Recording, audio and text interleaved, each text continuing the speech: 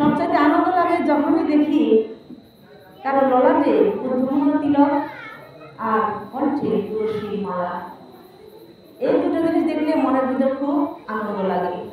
অধিকাংশ বাবা মাই কিন্তু তিলক অঙ্কন করেছে, যারা করেন নাই ভবিষ্যতে করবে, কিন্তু নিন্দার কিছু নাই, কাউকে নিন্দা করা যাবে না। আমাদের সনাতন কাউকে নিন্দা করা শেখায় না। আমাদের সনাতন হচ্ছে সত্য সনাতন, সে কখনো অপরের নিন্দা করে না, বোঝায়।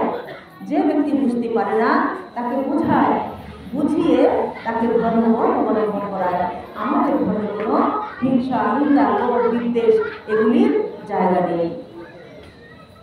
তো সম্মানিত কৃষ্ণ ভক্তবৃন্দ, আপনারা সবাই যে তিলক অঙ্কন করেছেন আর তুলসী মালা করে ধারণ করেছেন, বাবা ওই বাচ্চাদের উপমা। তো তিলক অঙ্কন, দ্বাদশ অঙ্কে তিলক ধারণ আমরা কেন করব, আর তুলসী মাতাকে এইবার ধারণ কেন করব?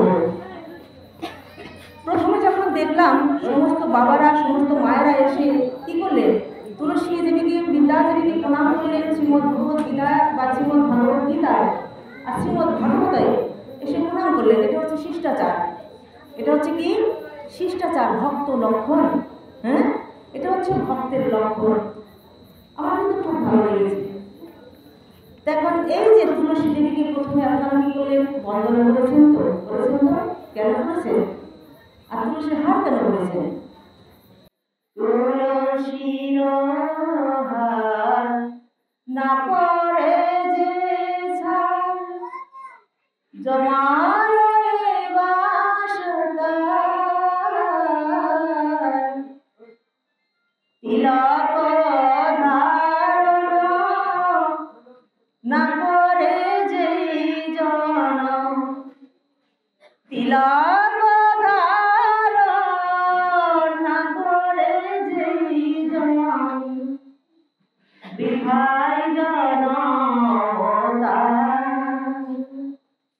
আমার নিতাই গৌর নাম, আনন্দের ধাম, যে জনা দিল।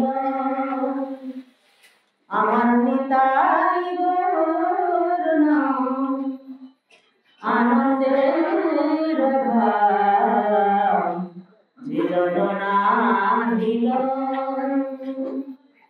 তারে যমরায় ধরে লয়ে যায়, তারে যমরায় ধরে লয়ে যায়, নরকে ডুবায় দেয়।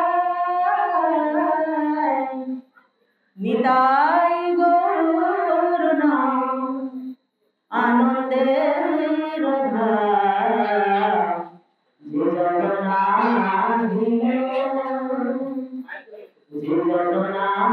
যে জনা দিল। তিলক ধারণ করলে কি হয়? তিলক ধারণ না করলে কি হয়? যমরাজ তাকে ধরে নিয়ে যায়। কোথায় নিয়ে যায়? নরকে ডোবায়। বলছেন তাহলে কি যমরাজ আর কাউকে ধরে না? সবাইকে ধরে, কাউকে ছাড় দেন না। কেন? কৃষ্ণদাস কবিরাজ গোস্বামী পাদ বলেছেন। কোথায় বলেছেন? চৈতন্য চরিতামৃত গ্রন্থে বলেছেন, কৃষ্ণ নাম ভজ জীবার সব মিছে, পলাইতে পর নাই জম আছে মিছে। কোথায় পালাবেন? জন্ম মিছে ঘুরবেই, আমাদের পালাবার কোনো পথ নেই। সেই যমরাজা যেখানে যাই ওইখান থেকে ধরে আমাদের নরকে নিয়ে যাবে। নিতাই কোথায় নিয়ে যাবে? যমরাজ ধরে নিয়ে যাবে। এখন কি করবেন? এই তুলসী দেবীর যে কণ্ঠমালা, কণ্ঠহার আমরা ধারণ করি, এই তুলসী দেবীর জন্মটা কিভাবে হয়েছিল? মালার জন্ম কিভাবে হয়েছে? যে একদিন সাতের নিরবিন্দু সাগরীয় শক্তি আদি পরশনে মুক্তা জন্মিল। কি জন্মিল? মুক্তা জন্মিল। কথা বলবেন সাথে সাথে। শক্তি আদি পরশনে মুক্তা জন্মিল। তখন লক্ষ্মী দেবী কি করলেন? নারায়ণের ধরনী তিনি কি করেন? ভগবান শ্রী নারায়ণকে সবসময় পদসেবা করেন। তখন মুক্তা যখন জন্মেছে, সেই মুক্তাটা লাভ করলেন কে? সে বিশ্বামিত্র পেয়ে মুক্তা দিল নারায়ণে, বিশ্বামিত্র পেয়ে মুক্তা দিল নারায়ণে, নারায়ণে দিল লক্ষ্মীর সদনে। নিতাই গৌর কি করলেন? নারায়ণ ভগবান শ্রী নারায়ণ সেই মুক্তা এনে কি করলেন? মাতা লক্ষ্মী দেবীর হাতে তুলে দিলেন। মাতা লক্ষ্মী দেবী সেই মুক্তা দিয়ে কি করলেন? কিছুটা মুক্তা দিয়ে তিনি মালা গ্রথিত করলেন, আর কিছুটা মুক্তা দিয়ে তিনি বেশর সাজালেন। বেশর সাজিয়ে কি করছেন? ভগবানকে আনন্দ দেওয়ার চেষ্টা করছেন। তখন সেই মুহূর্তে এই বৃন্দা দেবী তুলসী আসিয়া তথায় মুক্তা মাগিল। এই বৃন্দা দেবী এসে তথায় মুক্তা মাগিল, আর মাতা লক্ষ্মী দেবী তুলসীকে মুক্তা নাম দিল। মাতা লক্ষ্মী দেবী কি করেছে? এই তুলসী অর্থাৎ বৃন্দা দেবীকে মুক্তা প্রদান করেন নাই, চেয়েছে কিন্তু প্রদান করলেন না। এখন ভগবান শ্রী নারায়ণ তিনি চিন্তা করলেন, একজন ব্যক্তির কাছে কিছুটা চেয়েছে, সে যদি না দেয় তাহলে যে চেয়েছি তার ভিতরে কষ্ট হয় না? হয় কি হয়? এখন নারায়ণ সেই মনোভাব বুঝতে পেরে এই বৃন্দাজিকে আশীর্বাদ প্রদান করলেন।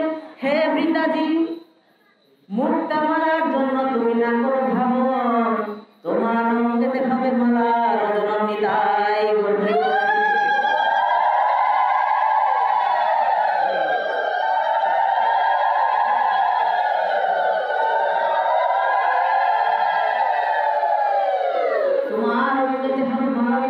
এই আশীর্বাদ যখন প্রদান করলেন ভগবান শ্রী নারায়ণ, তখন সেই বৃন্দা দেবীর আনন্দিত মন আনন্দ, মুক্তামালা চেয়ে আমি পেলাম না, কিন্তু আমার অঙ্গ থেকে কি হবে?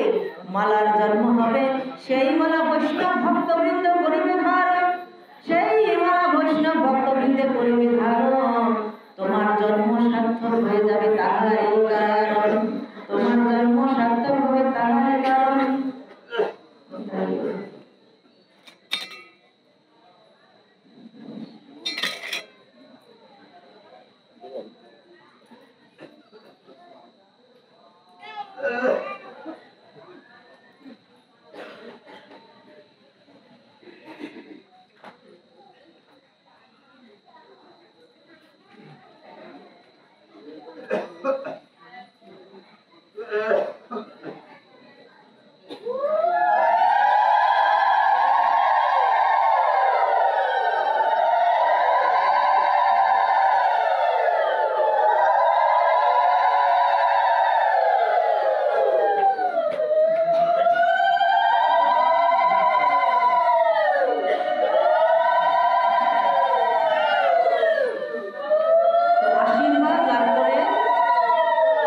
দেবীর আনন্দিত মন তখন কি করলেন? সেই মালাকে কর্তন করবে।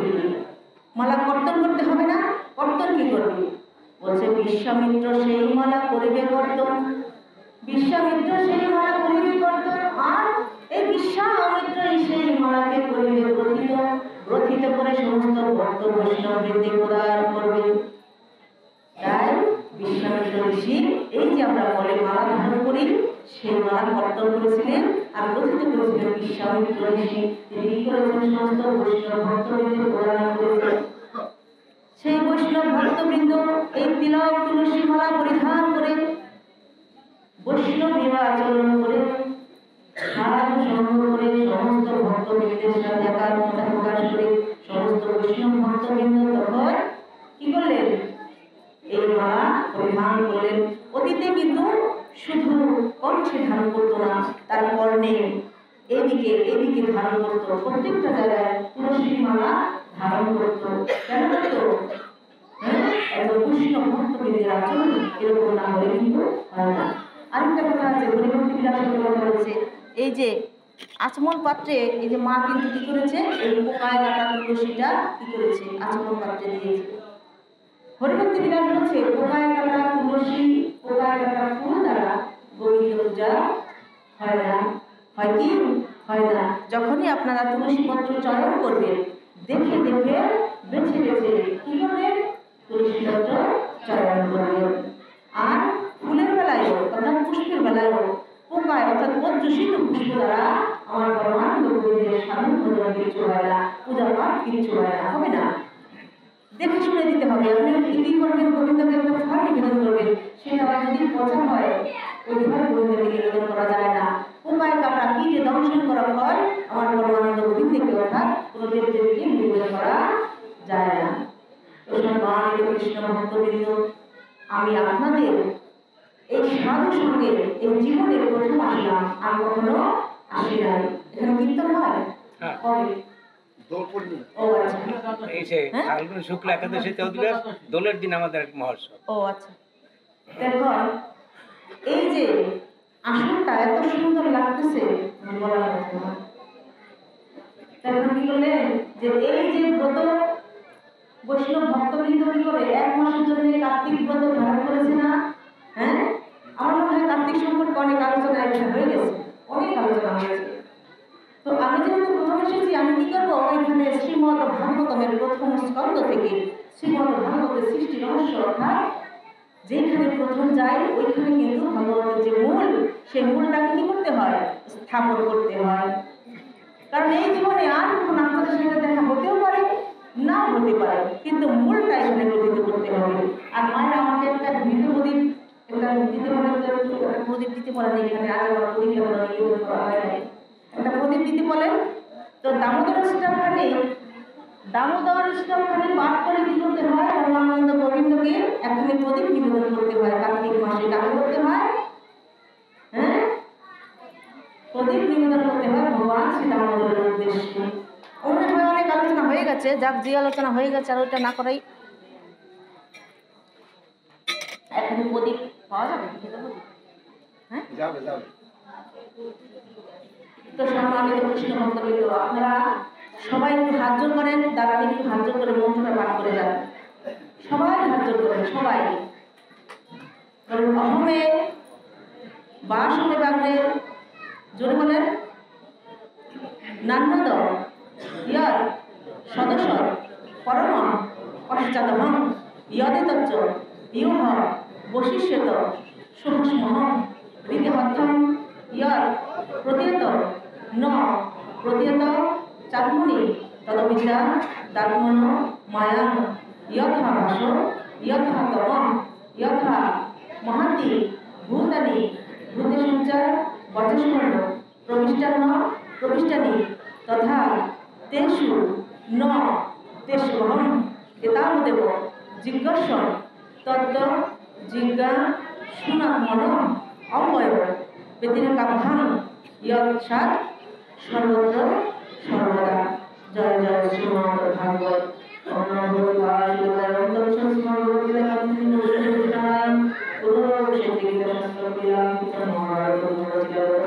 অষ্টাদশ অধ্যায় গীতা করিলা প্রকাশ। এই গীতা পাঠে হয় দুঃখ নিবারণ,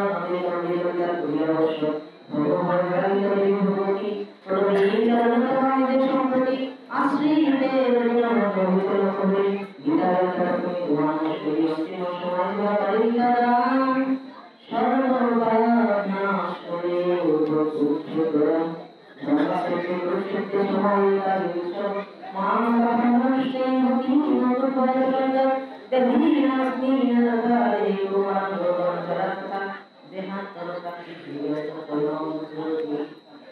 সম্মানিত কৃষ্ণ ভক্তবৃন্দ, এই ভাগবতীয় আসরে আপনারা এখন যে মন্ত্রগুলি উচ্চারণ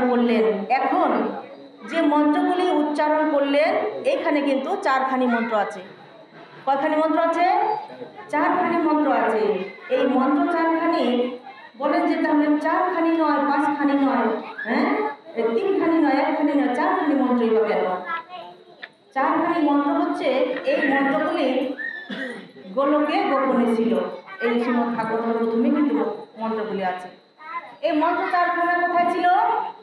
গোলকে গোপনে ছিল। এ হচ্ছে গোলকে গোপনের ধন। সেই গোলকে গোপনের ধন আমাদের মতো সাধারণ ব্যক্তিদের কাছে আসলো কিভাবে? এই মন্ত্র, এই প্রথম দেখুন শ্রীমদ ভাগবতের প্রথমেই এই মন্ত্র 4খানি বর্ণিত, প্রথম খুলি মন্ত্র। তো এই মন্ত্র 4খানি যদি গোলকে গোপনের ধন হয়ে থাকে, তাহলে আমাদের এই জায়গা পর্যন্ত কি করে আসলো? সেই মন্ত্রগুলি যদি গোলকে গোপনে ছিল, তখন তো ছিল তাহলে পরমেশ্বর ভগবান শ্রীহরি বিষ্ণুর শ্রীমুখে। ভগবান শ্রীহরি বিষ্ণুর শ্রীমুখে ছিল। তখন ভগবান শ্রীহরি বিষ্ণু তিনি কি করলেন, বলছেন যে এই মন্ত্র চারখানিতে, মন্ত্র চারখানির মধ্যে কি আছে? সঞ্জীবনী শক্তি আছে। কি আছে? সঞ্জীবনী শক্তি, মৃত সঞ্জীবনী শক্তি। তো সঞ্জীবনী শক্তি কি? সঞ্জীবনী শক্তি হচ্ছে, আপনারা দেবাদিদেব শিব ঠাকুরের একটা মন্ত্র শুনে থাকবেন হয়তো, ওম ত্রম্বকম যজামহে, শুনেছেন? সুগন্ধিং পুষ্টিবর্ধনম উর্বারুকমিব বন্ধনম মৃত্যুর্মোক্ষীয়মামৃতায়। এটা হচ্ছে কি মন্ত্র? মহা মৃত্যুঞ্জয় মন্ত্র। মৃত্যুকে যেই মন্ত্র দ্বারা জয় করা যায় সে হচ্ছে মহা মৃত্যুঞ্জয় মন্ত্র। দেখুন মহা ধরেছেন, নমামীশ্বরম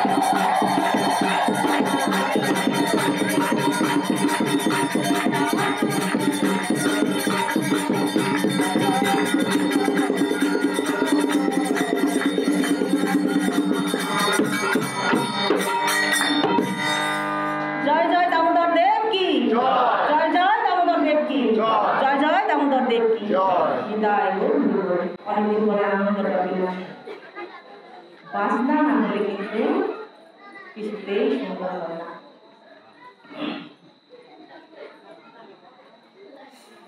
তো সম্মানিত কৃষ্ণ ভক্তবৃন্দ, এটা হচ্ছে দামোদর মাস। এই মাসে যত পুণ্য করবেন ওই পুণ্যের কোনোদিন কোনো পাপ দ্বারা ক্ষয় হবে না। আর এই মাসে যত পাপ করবেন ওই পাপও কোনোদিন কোনো পুণ্য দ্বারা ক্ষয় হবে না। হ্যাঁ, কোনোদিন কোনো পুণ্য দ্বারা ক্ষয় হবে না। তো সাবধান, দামোদর মাস যেহেতু চলে গেছে, শেষ পর্যায়ে আমরা এসে গেছি। তো যাই হোক, যে শ্লোক চারখানি যে পাঠ করলাম, শ্লোক চারখানি কোথায় ছিল? গোলকে গোপনে ছিল পরমানন্দ গোবিন্দ শ্রীহরি বিষ্ণুর সিংহে। তখন ভগবান শ্রী বিষ্ণু চিন্তা করলেন এই শ্লোক দ্বারা আমি সমস্ত ভক্তবৃন্দের মঙ্গলের জন্য বিতরণ করবো। কেননা দেবতা আর অসুররা মিলে যখন সমুদ্র মন্থন করেছিল, তখন সেই মন্থন দণ্ড দিয়ে যখন মন্দার পর্বত দিয়ে যখন মন্থন করেছিল, যে মন্থনের সময় ওইখান থেকে অমৃত কুম্ভ উঠেছিল, হাতি ঘোড়া মণি মাণিক্য জহরত লক্ষ্মী দেবী পর্যন্ত উঠেছিল, আর বিষ উঠেছিল, বিষ। তো সেই অমৃতটুকু এই শ্লোক চারখানির মধ্যে ঢেলে দিয়েছে। তো এই মহামূল্যবান মন্ত্র দ্বারা যদি আমরা সুস্থ থাকতে পারি, তাহলে এই মন্ত্র কেন পাঠ করবো না? এটা হচ্ছে মহামন্ত্র। তো এই মন্ত্র চারখানি কি করলেন? আমার পরমানন্দ গোবিন্দ তিনি কি করলেন? সৃষ্টিকর্তা ব্রহ্মদেবকে ডাকলেন, বলছেন হে ব্রহ্মা, সৃষ্টিকর্তা ব্রহ্মা, এই মন্ত্র চারখানি তুমি গ্রহণ করো। গ্রহণ করে এই সমস্ত ভক্তবৃন্দের মঙ্গলের উদ্দেশ্যে তুমি ব্যবহার করো। তখন সৃষ্টিকর্তা ব্রহ্মদেব তিনি বললেন, প্রভু গো, আমি শুধু সৃষ্টিকার্য পরিচালনা করি, আমি শুধু সৃষ্টিকার্য পরিচালনা করি, এর বাহিরে আমি কিছু করতে পারি না। আমি এই মন্ত্র নিয়ে কি করব?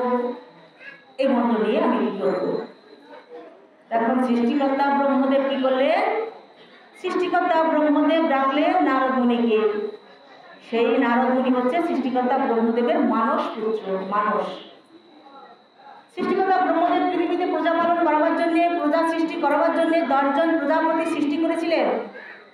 10 জন প্রজাপতির মধ্যে তারা হচ্ছে মরিচি, অত্রি, অঙ্গিরা, পুলহ, পুলস্ত, ভৃগু, দক্ষ, নারদ। এ হচ্ছে 10 জন প্রজাপতি। 10 জন প্রজাপতিকে সৃষ্টি করে তিনি বললেন যে কি করবেন? যে আমি পৃথিবীতে প্রজা সৃষ্টি করাবো। কেউ রাজি হলেন না, প্রজা সৃষ্টি করতে কেউ রাজি হলেন না। সেই নারদ মুনি হচ্ছে 10 নম্বর প্রজাপতি, অর্থাৎ সৃষ্টিকর্তা ব্রহ্মদেবের মানস পুত্র। এখন পুত্রকে বলছে, হ্যাঁ, যে তুমি এই শ্লোক চারখানি গ্রহণ করো, শ্লোক চারখানি গ্রহণ করে তুমি সমস্ত ভক্তবৃন্দের মঙ্গলের উদ্দেশ্যে ব্যবহার করো। এখন নারদ মুনি বলছে, কি বলছে? যে পিতা, আমি হচ্ছি চাল চলহীন বাহন বলে, আমার যেখানে রাত আমি সেইখানে কাজ হয়ে যায়। আমার না আছে ঘর, না আছে বাড়ি, না আছে কোনো থাকার জায়গা। আমার পরমানন্দ গোবিন্দ আমাকে যেইখানে রাখে আমি সেইখানেই সব সময় বিচরণ করি। আমি এই মন্ত্র নিয়ে কি করব? এখন নারদ মুনি কি করলেন? ডাকলেন তার প্রিয় শিষ্য কৃষ্ণ দ্বৈপায়ন বেদব্যাসকে।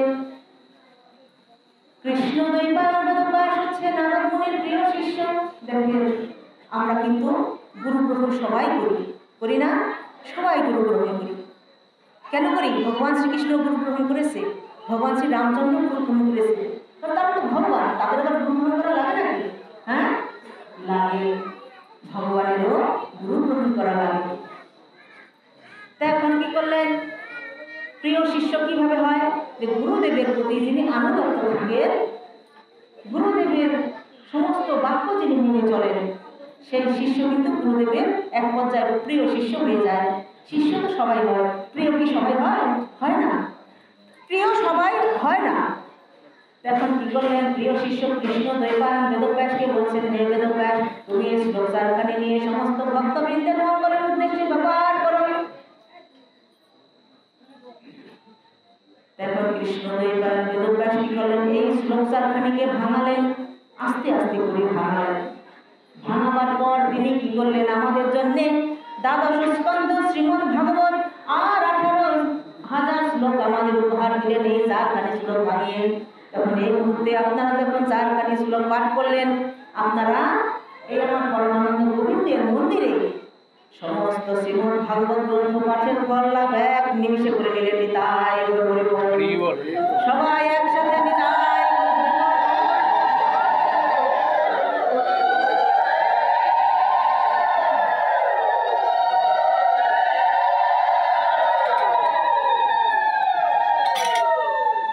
এই মুহূর্তে এই কার্তিক মাসে অর্থাৎ দামোদর মাসে আপনারা সেই পুণ্যফল লাভ করলেন।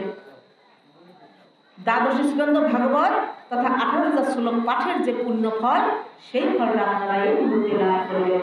এই বৃন্দাবনে বসে আপনারা সবাই সেই ফলটা লাভ করলেন। এই বৃন্দাবন কখন হয়? এই বৃন্দাবন হয়েছিল আমাদের কোনো না কোনো একটি জন্মে। এটা আমাদের কত নম্বর জন্ম আমরা কিন্তু কেউ জানি না। জানি? কেউ জানি না কত নম্বর জন্ম চলতেছে। কোনো একটা বৈতরণী পারের সময় আমরা সবাই এই পার ঘাটে যাত্রী ছিলাম। সবাই এই পার ঘাটে যাত্রী থাকার কারণে আমরা সবাই একসাথে সমবেত হয়েছি আর হরিকথা কৃষ্ণ কথা রসামৃত রসাস্বাদন করছি। সবাই একসাথে ছিলাম, তাই আমাদের সাথে সবার সাথে সবাই দেখা হয়ে যায়, সাক্ষাৎ হয়ে যায়। তো এই শ্লোক চারখানি ভাঙাবার পর প্রথম যে শ্লোক আসলো, ভাঙাবার পর যখন ভাঙিয়েছে 18,000 শ্লোক হয়েছে, তার মধ্যে প্রথম একখানি আছে সচ্চিদানন্দ রূপায় সচ্চিদানন্দ রূপায় বিশ্বকর্তাদি হেতবে তাপত্রায় বিনাশায় শ্রীকৃষ্ণায় শ্লোক ভাঙার পর প্রথম শ্লোক আসলো সচ্চিদানন্দ রূপায়। তারপর সেই শ্লোক চারখানির মধ্যে অমৃত ঢেলে দিয়েছে। অমৃত ঢেলে দিয়েছে কেন? তৎকালীন কালে মায়া দয়া হতো না, মায়া দয়া করতো, জরির মানে গুটি বসন্ত হতো, কলেরা টাইফয়েড এগুলি হতো না। কার্তিক মাস আসলে সমস্ত বাবা মায়েদের মনের ভিতর কিন্তু একটা আতঙ্ক কাজ করতো। কার্তিক মাস চলে এসেছে, আমরা কি ভালো করতে পারবো? কারণ গ্রামকে গ্রাম মানুষ মরে সাপ হয়ে যেত। তখন সেই মায়া দয়ার রোগে অনেক সময় মানুষ কিন্তু সমস্ত শরীর একেবারে পচে যেত।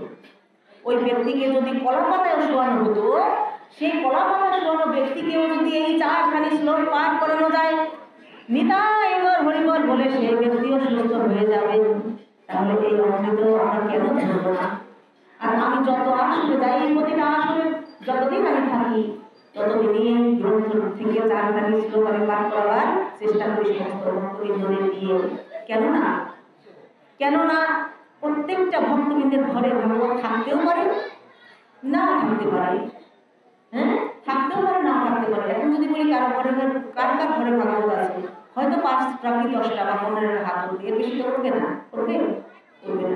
কিন্তু কোনো বৈষ্ণবের গৃহে যদি একখানি শ্রীমদ ভাগবত গ্রন্থ না থাকে, যদি একখানি শ্রীমদ ভাগবত গ্রন্থ না থাকে, তাহলে শাস্ত্র তাকে বৈষ্ণব বলে স্বীকৃতি দেয় না। এটা হচ্ছে আমাদের সদিচ্ছার অভাব। সদিচ্ছা নাই।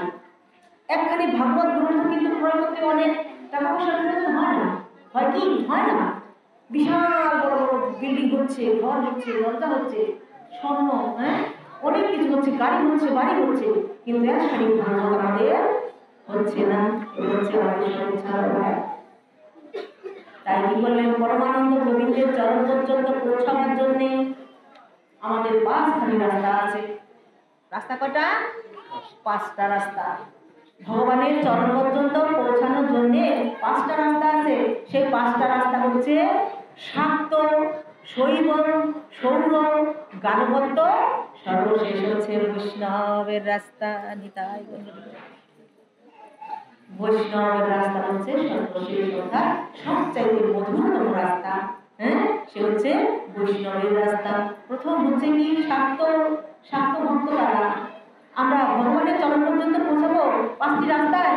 তো কেউ যদি সরাসরি আমার পরমানন্দ গোবিন্দের ভজন করে, সে সরাসরি গোবিন্দের চরণে চলে যাবে। আর যদি কেউ দেবদেবীর ভজন করে, সে ভগবানের চরণে পৌঁছাবে, কিন্তু একটু টাইম লাগবে, একটু দেরি হবে না। আমরা যদি সরাসরি এই মন্দিরের সভাপতির কাছে যাই, কাজটা তাড়াতাড়ি হবে। আর যদি ভাবি যে কোষাধ্যক্ষ বা সদস্য তাদের দিয়ে কাজ করাবো, তাহলে একটু দেরি হবে না। ওই রকমই ভগবানের চরণ পর্যন্ত পৌঁছাতে সরাসরি গোবিন্দ ভজন করলে সরাসরি যাবেন, আর দেব দেবীর ভজন করলে আগে দেবলোকে যাবেন, তারপর গোবিন্দ চরণে যাবেন। টাইম লাগবে, কিন্তু যাবেন, একদিন না একদিন যাবেন। কেননা ব্যাংকে যখন সবাই সিরিয়াল দেয় কিসের জন্যে? টাকা রাখার জন্যে, আবার টাকা তোলার জন্যে। তো সর্বশেষ যে ব্যক্তি কোনো না কোনো সময় সামনে এসেই যায়, যায় না বাবা? যায় কি? সবাই যখন যায় চলে যায় আস্তে আস্তে করে, একজন একজন যেতে যেতে সবশেষ ব্যক্তিটাও কোনো না কোনো সময় সামনে এসেই যায়, অর্থাৎ ক্যাশ কাউন্টারে এসেই যায়। দেখো, 5টা রাস্তার প্রথম রাস্তা হচ্ছে স্বাস্থ্য ভক্ত পাড়া। এই যে মা কালীর যে আমি মন্দির দেখলাম এখানে, মা কালীর মন্দির, শীতলা মা, মনসা মা, হ্যাঁ, এখানে কিন্তু 3টা মন্দির আছে। আমার পরমানন্দ গোবিন্দের মন্দিরও আছে, আবার দেবদেবীর মন্দিরও আছে। কেন? দেবদেবীরা হচ্ছে আমার পরমানন্দ গোবিন্দের ভক্ত, তারা ভগবানের আরাধনা করে, সাধন ভজন পূজন করে। আর শ্রীমদ্ ভাগবতে হরিদ্বারে ব্রহ্মকুণ্ডে আনন্দ ভাব নামক ঘটে যখন সুরদেব গোস্বামী বা রাজাধিরাজ মহারাজ পরীক্ষিতকে এই অমৃতময় গ্রন্থ শুনিয়েছিলেন, তখন ওইখানে কিন্তু প্রথম থেকে 9ম স্কন্ধ পর্যন্ত শুধু ভক্ত কথাই আলোচনা হয়েছে। শুধু ভক্ত কথা আলোচনা হয়েছে। ভক্ত কথা আলোচনা কেন হয়েছে? যে ভক্ত কথা আলোচনা এর জন্য হয়েছে, ভক্ত কথা শুনতে শুনতে আমাদের অন্তরটা পবিত্র হবে, পরিষ্কার হবে। এই অন্তরটা যদি পরিষ্কার হয় তাহলে কৃষ্ণ কথা মধুর লাগবে। তাই আগে ভক্ত কথা আলোচনা করেছে। তাই আমরা আজকে শ্রীমদ্ ভাগবতে প্রবেশ করে সর্বপ্রথম ভক্তের কথা আলোচনা করে তারপর গোবিন্দের কথায় চলে যাব। কারণ ভক্ত হচ্ছে কে? মহাকালী হচ্ছে ভক্ত, সবাই ভক্ত। শিব ঠাকুর ভক্ত, যত দেবদেবী আছে, শীতলা মনসা সবাই ভক্ত। তারা কিন্তু ভগবান না, তারা হচ্ছে ভক্ত, ভগবানের ভক্ত, স্বীকৃত ভক্ত। এখন প্রথম রাস্তা হচ্ছে শাক্ত ভক্ত, মা কালীর ভজন পূজন যারা করে। আমার বাবা কিন্তু মা কালীর একজন ভক্ত ছিল। ছোটবেলায় বাবার সাথে অনেক গান করতাম মা কালীর গান। তো মা কালীর ভক্তরা কি করে? মা কালীকে ভজন পূজন করে। মা আমার সাধনা মিটিল, আশা না করিল, সকলি ফুরায়ে যায় মা, আমার সাধনা মিটিল, আশা না করিল, সকলি ফুরায়ে যায় মা, আমার সকলি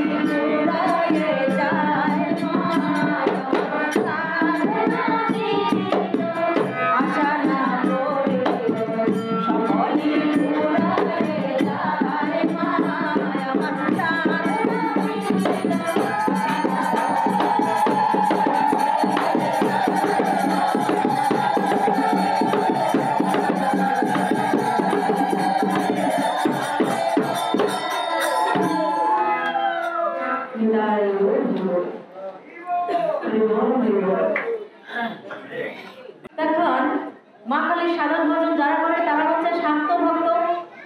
আর শৈব ভক্ত কাদের বলা হয়? শৈব ভক্ত বলা হয় যারা শিব ঠাকুরের সাধন ভজন করে তাদেরকে শৈব ভক্ত বলা হয়। কেননা শিব ঠাকুর হচ্ছে বৈষ্ণব ভক্ত চূড়ামণি। বৈষ্ণব সমাজের মাথার মণি হচ্ছে আমার শিব ঠাকুর। আর মা কালী হচ্ছে পরম বৈষ্ণব মহা বৈষ্ণবী মা কালী। দেখুন দেবাদিদেব শিব ঠাকুরের ভজন যারা করে তারা হচ্ছে শাক্ত ভক্ত, সবসময় শিব ঠাকুরের ভজন করবে।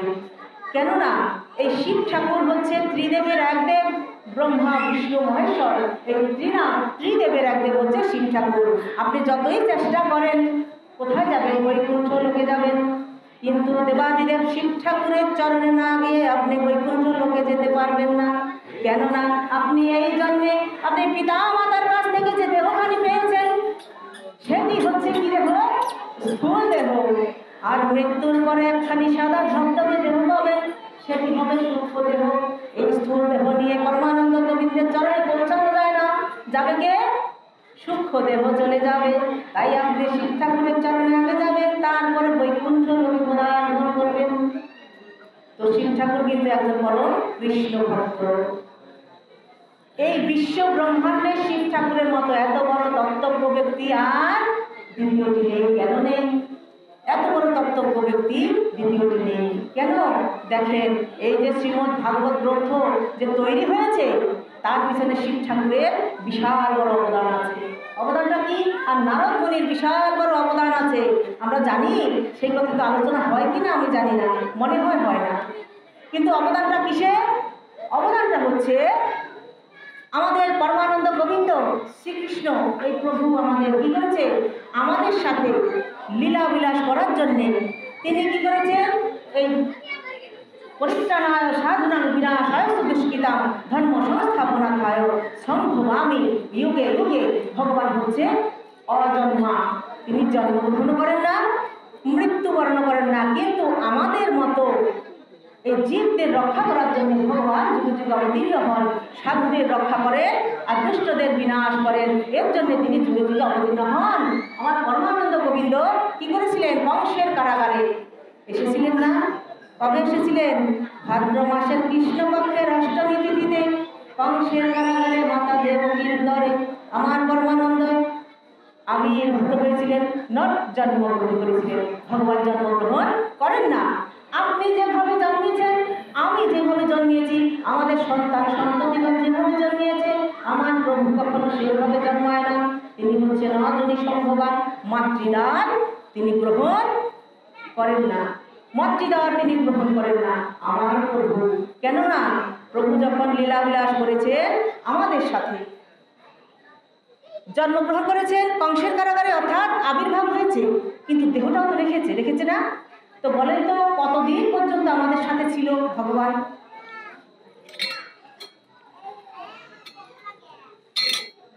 আমাদের সাথে ভগবান ছিল 125 বছর পর্যন্ত। কত বছর ছিল? 125 বছর পর্যন্ত আমাদের সাথে ভগবান ছিল। তখন তিনি কি করেছেন? দেহ রেখেছিলেন জরা ব্যাধের তীরে, সাম্যের অপরাধে। ওদিকে আজকে যাব না, কিন্তু ভগবান দেহ রেখেছিলেন। জরাবেদ তার শ্রীচরণে বিষাক্ত তেল নিক্ষেপ করেছিলেন। তো ভগবান যখন 125 বছর পর্যন্ত আমাদের সাথে লীলাবিলাস করে দেহ রাখলেন, পৃথিবী হয়ে গেল কি? অভিভাবক শূন্য। কি হলো? অভিভাবক শূন্য, অর্থাৎ পিতা নাই। ভগবান যখন চলে গেলেন, যে আমাদের এই পৃথিবীটা একটা সংসার, মায়ার সংসার, এই সংসারে এখন আর পিতা নেই। তো পিতা যদি না থাকে, সেই সংসারের অবস্থা কিরকম হয়? ওই সংসারের অধিকাংশ সন্তানই উচ্ছন্নে যায়, মানুষ করা সম্ভব নয়। কেননা বর্তমানে পিতা মাতা জীবিত থাকতেই সন্তান আমরা ঠিক মতো মানুষ করতে পারতেছি না। তখন অভিভাবক না থাকলে কিভাবে মানুষ হবে? তখন নারদ মুনি চিন্তা করলেন, এই পৃথিবী হচ্ছে অভিভাবক শূন্য, অর্থাৎ পিতা নাই। এই অভিভাবক শূন্য পৃথিবীর অবস্থা কিরকম? আমি একটু পরিব্রজে যাব, অর্থাৎ সমস্ত পৃথিবী ভ্রমণ করব, দেখব ভগবান যেই দেশে নাই সেই দেশের অবস্থা কিরকম। তখন নারদ মুনি বিনা যন্ত্রে টঙ্কার দিয়ে নারদ মুনি বলি কি? নারায়ণ নারায়ণ শ্রীমন্নারায়ণ নারায়ণ হরি হরি, তেরি লীলা নারী নারী শ্রীমন্নারায়ণ নারায়ণ হরি হরি। নারায়ণ নারায়ণ বলি করতে করতে বিনা যন্ত্রে টঙ্কার দিয়ে সমস্ত পৃথিবী পর্যটন করতে বের হলেন। বের হয়ে সর্বপ্রথম গেলেন ব্রাহ্মণদের বাড়ি। বললেন, বর্ণশ্রেষ্ঠ ব্রাহ্মণ, 4 জাতির মধ্যে শ্রেষ্ঠ হচ্ছে ব্রাহ্মণ। ব্রাহ্মণ, ক্ষত্রিয়, বৈশ্য, শূদ্র। ভগবান গীতায় কি বললেন? চাতুর্বর্ণ মায়া সৃষ্টম গুণ কর্ম বিভাজন। আমি গুণ আর কর্ম অনুসারে 4টি বর্ণ বিভাজন করেছি, অর্থাৎ 4টি বর্ণ সৃজন করেছি। গুণ আর কর্ম অনুসারে বোঝেন, গুণ আর কর্ম দিয়ে সৃজন করেছে। এখন এই জন্মে যদি আমরা ভালো কোনো কর্ম করি, তাহলে ভগবান সেটা মনে রাখবেন, আর মন্দ কর্ম করলেও সেটা মনে রাখবেন, আর সেইভাবে আমাদের জন্ম দিয়ে দেবেন, সেইভাবে আবার আমাদের জন্ম দিয়ে দেবেন। এখন কি হলো? সর্বপ্রথম ব্রাহ্মণের বাড়ি গিয়ে দেখলো করুণ অবস্থা। ব্রাহ্মণের বাড়ি এখন আর শিষ্টাচার নাই। ব্রাহ্মণ তারা কি করবে? ত্রিসন্ধ্যা গায়ত্রী জপ করবে, গায়ত্রী জপ করছে না। ধুতি কাছা করবে, ধুতি কাছা করছে না। হ্যাঁ, সব গ্রহণ করছে। গিয়ে দেখলো ব্রাহ্মণের বাড়ির ভজন নষ্ট হয়ে গেছে, তারা ভজন করছে না। কিন্তু সবাই করছে না, সবাই করছে না, কেউ কেউ করছে না। তারপরে তিনি গেলেন বৈষ্ণবদের বাড়ি। বৈষ্ণব হচ্ছে নবগুণী ব্রাহ্মণ, শতগুণী বৈষ্ণব। সেই বৈষ্ণবদের বাড়ি গিয়ে দেখলেন তার হৃদয় আরো ব্যথায় পরিপূর্ণ হয়ে গেল। কেননা সমস্ত বৈষ্ণব দাদার সঙ্গে তিলক সেবা করেছে, হাতে জপের মালা নিয়েছে, হরি গুণগান কীর্তন করছে, আবার সেই জপ বন্ধ করে লোকের সমালোচনা করছে। ভজন নষ্ট হয়ে গেছে, ভজনটা নষ্ট হয়ে গেছে। এই নষ্ট ভজন দেখে নারদ মুনির হৃদয় আরো ব্যথায় পরিপূর্ণ হয়ে গেল। তারপরে তিনি কি করলেন? এই দুটো বাড়ি নিয়ে যখন মনটা খারাপ হয়ে গেল, তখন কি করলেন? সর্বশেষ তিনি চলে গেলেন গৃহস্থদের বাড়ি। গৃহস্থ বাড়ি গিয়ে দেখলেন আরো করুণ অবস্থা। গৃহস্থদের বাড়ি গিয়ে দেখলেন আরো করুণ অবস্থা। কেন? গিয়ে দেখলেন ওই গৃহস্থদের বাড়ির সবাই স্বেচ্ছাচারী, কেউ কারো কথা শুনছে না, কেউ কারো কথা মানছে না। হ্যাঁ, কেউ কারো স্বামী স্ত্রীর কথা মানছে না, স্ত্রী স্বামীর কথা মানছে না, সন্তান পিতা মাতার কথা মানছে না, পিতা মাতার সন্তানের কথা মানছে না। শুনেন, সবসময় যে সন্তানরা পিতা মাতার কথা মানবে আর পিতা মাতা সন্তানের কথা মানবে না তা কিন্তু নয়। অনেক সময় ছোটদেরও সম্মান দেখাতে হয়, তাহলে সম্মানটা পাওয়া যায়। তাদের কথার মূল্যায়ন করতে হবে। সবসময় মনে রাখবেন, সন্তানদের যদি আমি মূল্যায়ন করি, সন্তানও আমাকে মূল্যায়ন করবে। তারপর কি করলেন? গৃহস্থ বাড়ি গিয়ে দেখলেন সবাই রাজা। আমরা সবাই রাজা, আমাদেরই রাজার রাজত্বে, গৃহস্থ বাড়ি সবাই রাজা, সবাই সিদ্ধান্ত নিতে প্রস্তুত। আর সংসারগুলি চলে কার বুদ্ধিতে? শ্যালক শ্যালিকাদের বুদ্ধিতে। ভাগবত বলছে, ভাগবত সাক্ষী, প্রথমে কিন্তু ভাগবতের আলোচনা আছে। এখন বলছে এই সমাজ নষ্ট হয়ে গেছে, এখন এই নষ্ট হয়ে যাওয়া সমাজকে উদ্ধার করার জন্য কি করা যায়? নারদ মুনি কি করলেন? এই দুঃখ মনের ভিতর নিয়ে তিনি চলে গেলেন বৃন্দাবনে। বৃন্দাবনে গিয়ে দেখলেন ভক্তি মাতা জ্ঞান আর বৈরাগ্য অচৈতন্য অবস্থায় অবহেলায় পড়ে আছে। নারদ মুনি ভক্তি মাতাকে দেখে বলছে, মা, ও মা, তুমি কে? বৃন্দাবনে গিয়ে এখন নারদ মুনিকে বলছে, নারদ বাবা, আমি হচ্ছি ভক্তি মহারানী, আমি হচ্ছি ভক্তি মহারানী, তুমি আমার চিনতে পারছো না? বলছে ভক্তি, যে ভক্তির দ্বারা পরমানন্দ গোবিন্দকে গোলক থেকে ভুলুকে নামিয়ে আনা যায়, সেই ভক্তি মাতা তুমি এমন জীর্ণ শীর্ণ জরাজীর্ণ অবস্থা করে আছো, আর তোমার দুই সাইডে দুটি বাচ্চা শিশু, অর্থাৎ বৃদ্ধ শিশু, তোমার দুই সাইডে দুটি বৃদ্ধ শিশু দুই সাইডে পড়ে আছে। প্রকৃতির নিয়ম অনুযায়ী মাতা বৃদ্ধা হবে, সন্তানরা যুবক যুবতী থাকবে, এটাই তো নিয়ম। কিন্তু ওই বৃন্দাবনে হয়েছে উল্টো, ভগবান শ্রীকৃষ্ণ চলে যাওয়ার পর। কেন? মাতা ভক্তি দেবী তিনি একজন যুবতী, আর তার দুই সন্তান জ্ঞান আর বৈরাগ্য, তারা ছোট্ট শিশু, অথচ মাথার চুলগুলি সাদা বকের পাখির মতো, চুলগুলি পাকা, শরীরটা শুষ্ক কাঠের মতো, ছোট্ট শিশু, রোগা শোকা এইভাবে পড়ে আছে। তখন নারদ মুনি ভক্তি মাতাকে জিজ্ঞাসা করলেন, ও মা, মা, তোমার দুই ছেলে যে দুটি শিশু পড়ে আছে, এই শিশু দুটিকে, অর্থাৎ বৃদ্ধ শিশু পড়ে আছে, তারা কে? বলছে, নারদ, এই দুজন হচ্ছে আমারই দুই পুত্র, একজন হচ্ছে জ্ঞান, আরেকজন হচ্ছে বৈরাগ্য। মানুষের ভিতর এখন আর জ্ঞান নাই, মানুষের ভিতর কোনো বৈরাগ্য ভাব নাই। এক ছটাক জায়গার জন্য এক ভাই আরেক ভাইয়ের মাথায় বাড়ি বেরো দিচ্ছে, এক ভাই আরেক ভাইকে ঠকিয়ে দিচ্ছে। বাবা, ওদেরকে একটু সামলান।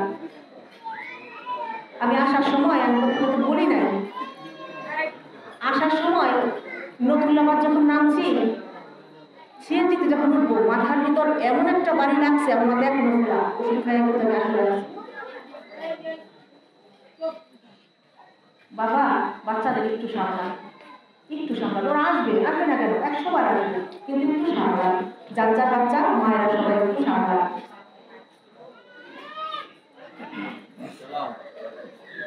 এখন জ্ঞান আর বৈরাগ্য দুই সাইডে পড়ে আছে। নারদ মুনি এই দৃশ্য দেখে তিনি চলে গেলেন কোথায়? হিমালয়ের পাদদেশে। হিমালয়ের পাদদেশে গিয়ে তিনি নীরবে নিভৃতে বসে রইলেন। এমন সময় সনাতনাদি চতুর্শন তারা কি করলেন? বৈকুণ্ঠ লোক থেকে আমার পরমানন্দ গোবিন্দ শ্রীহরি বিষ্ণুর সাথে দেখা করে সেই রাস্তা ধরে আসছেন। এসে দেখলেন নারদ মুনি একাকী নীরবে নিভৃতে বসে আছে। নারদ, তোমার মতো এমন বিচক্ষণ ব্যক্তি, তুমি তো বিচক্ষণ, বুদ্ধিমান, তোমার মতো এমন বুদ্ধিমান ব্যক্তি নীরবে নিভৃতে একাকী কিভাবে বসে আছো তুমি? কি হয়েছে তোমার নারদ? নারদ মুনি বলছে, হে জ্যেষ্ঠ ভ্রাতা। জ্যেষ্ঠ ভ্রাতা কেন বললো? সেই নারদ মুনি সৃষ্টিকর্তা ব্রহ্মদেবের মানসপুত্র, আর চতুর্শন সনক, সনাতন, সনাতন, সনত কুমার, এ হচ্ছে 4 জন। এই 4 জন কিন্তু সৃষ্টিকর্তা ব্রহ্মার পুত্র। তারা হচ্ছে প্রথম পুত্র, নারদ মুনি কিন্তু দশম প্রজাপতি। এর জন্যে তারা হচ্ছে জ্যেষ্ঠ ভ্রাতা, অর্থাৎ বড়দাদা। হে জ্যেষ্ঠ ভ্রাতা, পরমেশ্বর ভগবান শ্রীকৃষ্ণ যখন লীলা বিলাস করে চলে গেল, আমি গিয়েছিলাম সমস্ত পৃথিবী পর্যটনে, গিয়ে দেখলাম সমস্ত পৃথিবী নষ্ট হয়ে গেছে, এই সমাজ নষ্ট হয়ে গেছে। নষ্ট হয়ে যাওয়া সমাজকে উদ্ধার করবার জন্য একখানি উপায় বলে দেন, উপায় বলে দেন। এখন চতুর্শন বললেন, হে নারদ, এই পৃথিবীতে যখন মানুষের মনুষ্যত্ব হারিয়ে যায়, মানুষের বিবেক নষ্ট হয়ে যায়, মানুষের জ্ঞান বুদ্ধি লোপ পেয়ে যায়, তখন শুধু একটাই পথ আছে, সে হচ্ছে গুরু গোবিন্দের নাম আর হরি কথা চিন্তন। নিতাই হরি বল।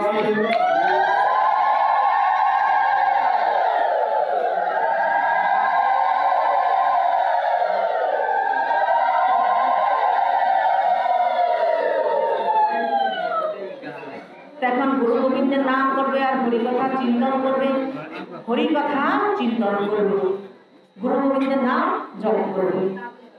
এখন বলছে তুমি যদি এই কাজ করতে চাও, তাহলে সমাজকে যদি উদ্ধার করতে চাও, তুমি একখানি গ্রন্থ রচনা করো, শ্রীমদ্ গ্রন্থ শ্রীমদ্ ভাগবত রচনা করো।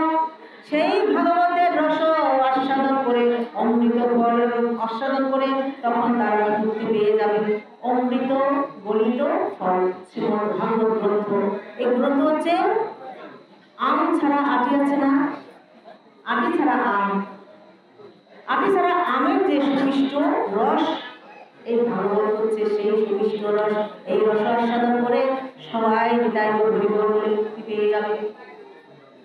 এখন নারদ মুনি চিন্তা করলেন যে ভাগবত সৃষ্টি যে করব, ভাগবত সৃষ্টি করতে কিন্তু তত্ত্ব লাগবে, তত্ত্ব ছাড়া ভাগবত সৃষ্টি হবে না। তত্ত্ব পেতে হলে কোথায় যেতে হবে? দেবাদিদেব শিব ঠাকুরের কাছে যেতে হবে, কারণ বিশ্ব ব্রহ্মাণ্ডের একমাত্র তত্ত্বজ্ঞ ব্যক্তি হচ্ছে দেবাদিদেব শিব ঠাকুর।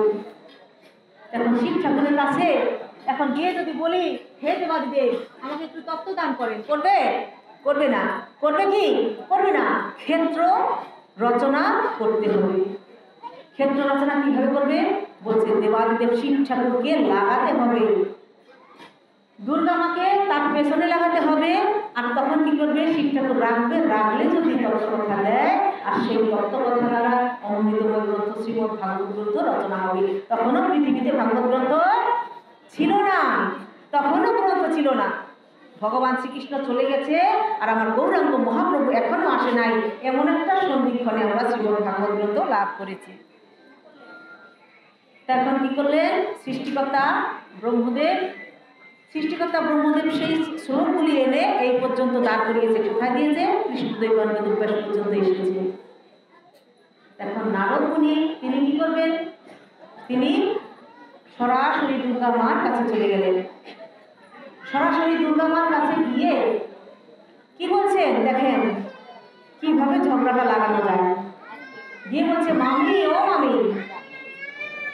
নারদ মুনির মামি হচ্ছে কিন্তু দুর্গা মা। নারদ মুনির মামি হচ্ছে মা দুর্গা।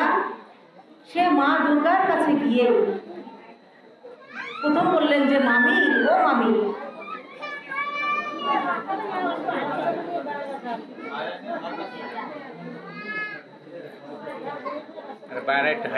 যে মামি ও মামি গিয়ে যখন ডাক দিয়েছে, তখন দুর্গা মা বেরিয়ে এসে বলছে, নারদ কিরে বাবা তুই ডাকছিস কেন? বলছে, মামি শোনো, মামা যে শ্মশানে বসে 5টা মাথা খুলি নিয়ে বসে বসে ধ্যান করে, তোমাকে কি বলেছে এই মাথা 5টা কার? দুর্গা মা বলছেন যে না তো, তা তো বলে নাই। যে মাথা 5টা কার তা তো বলে নাই। বলছে, শোনো মামি, আমার মনে হয় মামা তোমাকে মনের সব কথা খুলে বলে না। তুই কি করে জানলি? ওর তোমাকে যদি সবই বলতো তাহলে মাথা 5টার কথা তোমাকে বলে দিত। তখন দুর্গা মা বলছে, ঠিক আছে নারদ তুই যা, তোর মামা আসুক, তারপর আমি জিজ্ঞাসা করি মাথা 5টি কার। তখন নারদ মুনি চিন্তা করলেন, এই তো সলতে আগুন লেগে গেল। সলতেতে আগুন লেগে গেছে, সন্দেহের সলতে। হ্যাঁ, সন্দেহের মতো খারাপ বিষ এই পৃথিবীতে কিছু নেই। সন্দেহ একটা সংসার ধ্বংস করে দিতে পারে, একবার শুধু সন্দেহ ধ্বংস করে দেবে। তখন নারদ মুনি কি করলেন? তিনি চলে গেলেন শ্মশানে দেবাদিদেব শিব ঠাকুরের কাছে। শিব ঠাকুরকে গিয়ে বললেন, মামা ও মামা, মামি তোমাকে বাড়ি যেতে বলেছি। অর্থাৎ শিব ঠাকুর কোথায় বাস করেন? কৈলাসে।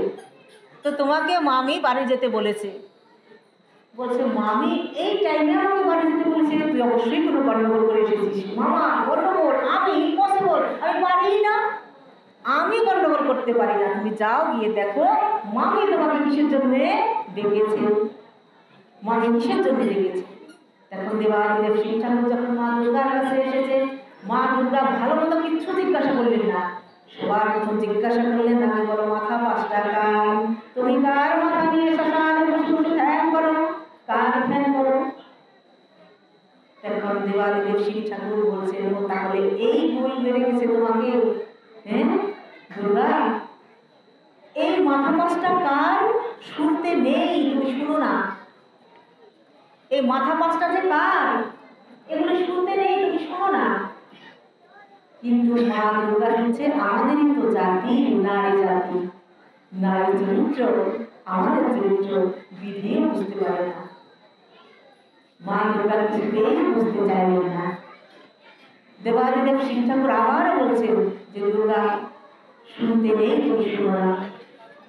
মা দুর্গা যে তৈরি বসে আছে, আমি শুনবই মাথা 5 টাকা। কিছুতেই যখন তাকে শোনাতে পারলেন না, তখন বলছে তাহলে শোনো, এই পৃথিবীতে তুমি যতবার জন্মগ্রহণ করেছিলে, এই পৃথিবীতে তুমি যতবার জন্মগ্রহণ করেছিলে, ততবারই আমি তোমাকে স্ত্রী রূপে লাভ করেছি। আর যতবার তুমি দেহ রেখেছো, আমি শ্মশান থেকে তোমার মাথার খুলিটা এনে তোমাকে সাক্ষী রেখে বসে বসে আমি আমার পরমানন্দ গোবিন্দের ধ্যান করি, আমার গোবিন্দের আমি ধ্যান করি। তখন মা দুর্গার মনটা একটু নরম হয়েছে। এখন বলছে, স্বামী, এই পৃথিবীতে আমি যদি 5 বার জন্মগ্রহণ করে থাকি আর 5 বার মৃত্যুবরণ করে থাকি, তুমি কি একবার মরো নাই? আমি 5 বার জন্মালাম, আমি 5 বার মরলাম, তুমি কি একবার মরো নাই? বলছে, না দুর্গা, আমি মরিনি, একবারও মরিনি। কেন মরনি? তুমি কেন মরনি? বলছে, শোনো দুর্গা, এই পৃথিবীতে যে ব্যক্তি তত্ত্ব জানে সেই ব্যক্তি কখনো মরে না, যে তত্ত্ব জানে না সেই মরে যায়। এখন মা দুর্গার মন আরো নরম হয়ে গেল। স্বামী, যে তত্ত্ব জানিলে জীবের মৃত্যু হয় না, তুমি কৃপা করে সেই তত্ত্ব আমাকে একটু শোনাও। যে এই তত্ত্ব জানিলে মানুষের মৃত্যু হয় না, তুমি কৃপা করে আমাকে সেই তত্ত্ব একটু শুনিয়ে দাও। এখন দেবাদিদেব শিব ঠাকুর মা দুর্গাকে বলছে, দুর্গা, তুমি ওই বেল গাছের নিচে গিয়ে বসো, আমি আসছি, তোমাকে তত্ত্ব শোনাবো। তখন দেবাদিদেব শিব ঠাকুরের হাতে কি থাকে বলতে পারবেন? হাতে কি থাকে? ত্রিশূল। আরেকটা জিনিস থাকে, ঢমরু থাকে না? ঢমরু, টঙ্কার দিয়ে ঢমরু। দেবাদিদেব শিব ঠাকুর তিনি কি করলেন? ঢমরুতে টঙ্কার দিলেন। ঢমরুতে যখন টঙ্কার দিলেন, সেই বেল গাছের উপরে ছিল একটা ছোট্ট পাখির বাসা। সেই পাখির বাসা থেকে এই ঢমরুর শব্দে, অর্থাৎ টঙ্কারে একটা ডিম ওই ঢমরুর টঙ্কারে ফেটে গিয়ে ব্লাস্ট হয়ে ছোট্ট একটা মাছের মতো পাখি সেই বেল গাছের উপর বসে রইল। আর দেবাদিদেব শিব ঠাকুর তত্ত্বকথা শোনাতে লাগলেন। প্রথম শুরু করেছিলেন 18 নাম তত্ত্ব দিয়ে। তো আপন ভজন কথা না কহিও যথাতথা, আপনি আপনি হইল সাবধান। সবসময় সব কথা বলা যায় না। এখন কি করেছে? 18 নাম তত্ত্ব দিয়ে যখন শুরু করেছে, আর শুরুটা করলেন নারী নিষিদ্ধ দেশে কঠিন কেউ বুঝবে তাই, বোঝাবধি নারীদেরকে বিনিয়ে বিষ অমৃত একই ভাঙে রয়। আমাদেরকে নারীদেরকে কি আখ্যা দিলেন যে আমরা বিষের ভাণ্ড, আমরাই আবার অমৃতের ভাণ্ড। যে যেটা গ্রহণ করে তার কাছে সেটাই। গর্ভের সন্তান কিন্তু মায়ের কাছে শুধু অমৃতটাই গ্রহণ করে। গর্ভের সন্তান কিন্তু কখনো নারীদের বিষ দেখে না, শুধু অমৃত দেখে। এই জগতে মায়ের মতো মমতাময়ী পৃথিবীতে আর কিছু নেই। তখন কি করলেন? যে যখন তত্ত্ব শোনাতে লাগলেন, মা দুর্গাকে কিন্তু শিব ঠাকুর বলেছিল যে যখন আমি তত্ত্ব বলবো তুমি আমার সাথে সাথে সায় দেবে। আমি বলবো আমি তত্ত্ব বলছি, তুমি তত্ত্ব শুনছো, ঠিক আছে স্বামী। এখন শুরুটা যখন করলেন, আস্তে আস্তে করে তত্ত্ব বলতে বলতে কি হলো? প্রথম প্রহর চলে গেল, দ্বিতীয় প্রহর চলে গেল, মা দুর্গা কি হলো? একটু ঝিম এসে গেল। ঝিম আসে না? আমি তো অনেক আসলে বলে দিই। কি বলে দিই জানেন? আসলে বলি যে কারো যদি বাড়িতে ঘুম না আসে, তাহলে এই হৃদয় হরিবল বলে মন্দিরে চলে আসবে, দেখবেন একটু না একটু ঘুম আসবে।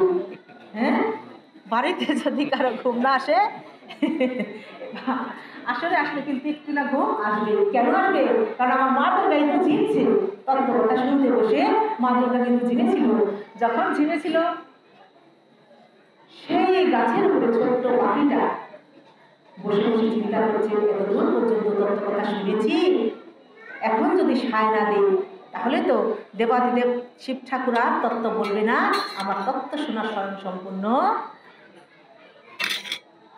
এখন পাখিটা কি করলো? মা যখন নিদ্রিত, তখন পাখিটা সায় দিচ্ছে। যত তত্ত্ব শিব ঠাকুর বলছে, পাখিটা সায় দিচ্ছে। আচ্ছা বলেন তো পাখিটার নাম কি? সুখ পাখি, পাখিটার নাম সুখ পাখি। সেই সুখ বসে বসে সেই দেবাদিদেব শিব ঠাকুরের শ্রীমুখে তত্ত্বকথা শুনছে। তত্ত্বজ্ঞ সুখ পাখি তত্ত্বকথা শুনছে। শুনতে শুনতে যখন প্রভাত হয়ে গেল, অর্থাৎ ব্রাহ্ম মুহূর্ত এসে গেল। ব্রাহ্ম মুহূর্তটা কখন হয়? 1 ঘন্টা 36 মিনিট আগে, সূর্যোদয়ের 1 ঘন্টা 36 মিনিট আগে। তখন মা দুর্গা বলছে স্বামী, যতটুকু শুনছে তারপরে কি বলছে স্বামী, ওই জায়গাটা যেন কি ছিল? ও মা, যে সারা রাত ধরে তত্ত্ব বললাম, আমাকে সায় দিল কে? তাহলে এই পৃথিবীবাসী কোনো জীব আমার মুখে তত্ত্ব শুনে নিয়েছে, এখন আর তত্ত্বের কোনো গুহ্যতা থাকবে না। গুহ্যতা যদি না থাকে, দেখেন গুরু কিন্তু কর্ণকুহরে বীজ মন্ত্র দান করে না? বীজ মন্ত্র কোনো কোনো বইতে থাকলেও সেই মন্ত্র গ্রহণ করা যাবে না। গ্রহণ করতে হবে কার কাছ থেকে? গুরুদেবের কাছ থেকে সেই মন্ত্র গ্রহণ করতে হবে। গুরুদেবের কাছ থেকে সেই মন্ত্র গ্রহণ করবেন। তারপরে সেই বীজ মন্ত্র গুহ্যতা থাকে না যদি প্রকাশ করে কর্ণকুহরে দেওয়া হয়। তখন সেই যে সুখ পাখি তিনি কি করছেন? দেবাদিদেব শিব ঠাকুর কি করছেন? খুঁজতেছেন। খুঁজতে খুঁজতে খুঁজতে খুঁজতে দেখলেন সেই বট ইসের বেল গাছের উপরে ছোট্ট একটা পাখি বসে আছে। বলছে এই পাখি আমার মুখে তত্ত্ব কথা শুনে নিয়েছে, এখন তত্ত্ব আর গুহ্যতা থাকবে না, গুহ্যতা থাকবে না, প্রকাশ হয়ে যাবে। এখন কি করতে হবে? সেই পাখিটাকে বধ করতে হবে। শিব ঠাকুর ছুটলেন ত্রিশূল নিয়ে, পিছু পিছু সেই পাখিটা ছুটলেন প্রাণ করে, ছুটতে ছুটতে ছুটতে ছুটতে। আচ্ছা, যে জীবন বাঁচাতে ছোটে তার ছোটা কিরকম? যে জীবন নিতে ছোটে তার ছোটা কিরকম? অবশ্যই যে প্রাণ বাঁচাতে ছোটে সে দ্রুত ছোটে। হ্যাঁ, দ্রুত ছুটে চলছেন। আর আমার দেবাদিদেব শিব ঠাকুর ত্রিশূল নিয়ে পিছন পিছন চলছেন। উপায় না দেখে সেই পাখিটা কি করলেন? দৌড়ে চলে গেলেন, উড়ে উড়ে চলে গেলেন সেই বেদব্যাস অর্থাৎ বেশদেবের আঙিনায়। গিয়ে দেখলেন বেশদেবের স্ত্রী পিটিকা দেবী কি করছেন? স্নান সেরে চুলটা ঝাড়ছেন। অনেক সময় চুল ঝাড়লে হা হয়ে যায়, বাচ্চাদের খাওয়ার সময় কিন্তু হা হয়ে যায়, হয় না? আমি যখন ছোটবেলায় আমার ছেলেকে খাওয়াতাম তখন আমার কিন্তু হা হয়ে যেত। ছেলে বলতো ও মা তুমি হা করছো, ও মা তুমি হা করছো, এরকম হয়ে যায়। চুলটা ঝাড়তে ঝাড়তে হা হয়ে গিয়েছিল। এখন সেই পিটিকা দেবী দেখছেন কিছু একটা উড়ে আসছে তার দিকে। অপলক দৃষ্টিতে তাকিয়ে রইলেন, কি আসছে কি আসছে। আস্তে আস্তে আস্তে আস্তে সেই সুখ পাখিটা কি করলেন? উড়ে উড়ে এসে পিটিকা দেবীর মুখ গহ্বর দিয়ে গিয়ে অন্তঃপুরে গিয়ে বসে রইলেন। কোথায় বসে রইলেন? অন্তঃপুরে বসে রইলেন। আর আমার দেবাদিদেব শিব ঠাকুর ত্রিশূল হাতে দাঁড়িয়ে রইলেন কোথায়? বিষ্ণুদেব বেদব্যাসের আঙিনায়। 1 বছর 2 বছর 3 বছর করে এমনি করে 15 বছর 16 বছর প্রতিবার, মানে 16 বছর আগত। এমন সময় বেশদেব কি করলেন? সাধনা সেরে তিনি যখন তার কুটিরে আসলেন, এসে দেখলেন দেবাদিদেব শিব ঠাকুর ত্রিশূল হাতে নিয়ে দণ্ডায়মান অবস্থায় দাঁড়িয়ে আছে। হে দেবাদিদেব, হে পরম বৈষ্ণব, আপনি আমার দরজায় অর্থাৎ আমার কুটিরে দাঁড়িয়ে আছেন যে? বলছে আমার মুখে তত্ত্ব শুনে একটা পাখি তোমার স্ত্রীর মুখ গহ্বর দিয়ে গিয়ে অন্তঃপুরে বসে রইলেন। সেই পাখি আর বের হয় না, আমি তাকে মানতে পারি না, তাই আমি দরজার দিকে যেতে পারি না, আমি তাই যেতে পারি না। এখন বেদব্যাস বলছে হে দেবাদিদেব, আপনি হচ্ছেন বৈষ্ণব চূড়ামণি, আপনি হচ্ছেন এই বিশ্ব সংসারে একমাত্র তত্ত্ব ব্যক্তি।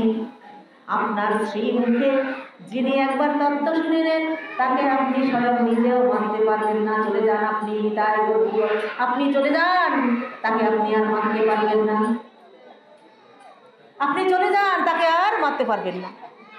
তখন শিব ঠাকুর তিনি চিন্তা করলেন, ঠিকই তো, আমার মুখে তত্ত্ব শুনে নিয়েছে, থাক ওদিকে তাকায় বাচ্চা তো কি করবে, থাক। আমার মুখে তত্ত্ব শুনে নিয়েছে, সেই ব্যক্তিকে আর বধ করা যাবে না। চলে গেলেন দেবাদিদেব শিব ঠাকুর। আর যথা দিনে যথা সময়ে শুভ দিনে শুভক্ষণে সেই সুখদেব গোস্বামী পাদ মাতৃগর্ভ থেকে 16 বছর নবযৌবন প্রাপ্তা তিনি কি করলেন? নিতাই গৌর হরিবল বলে আবির্ভূত হয়ে গেলেন। নিতাই গৌর হরিবল।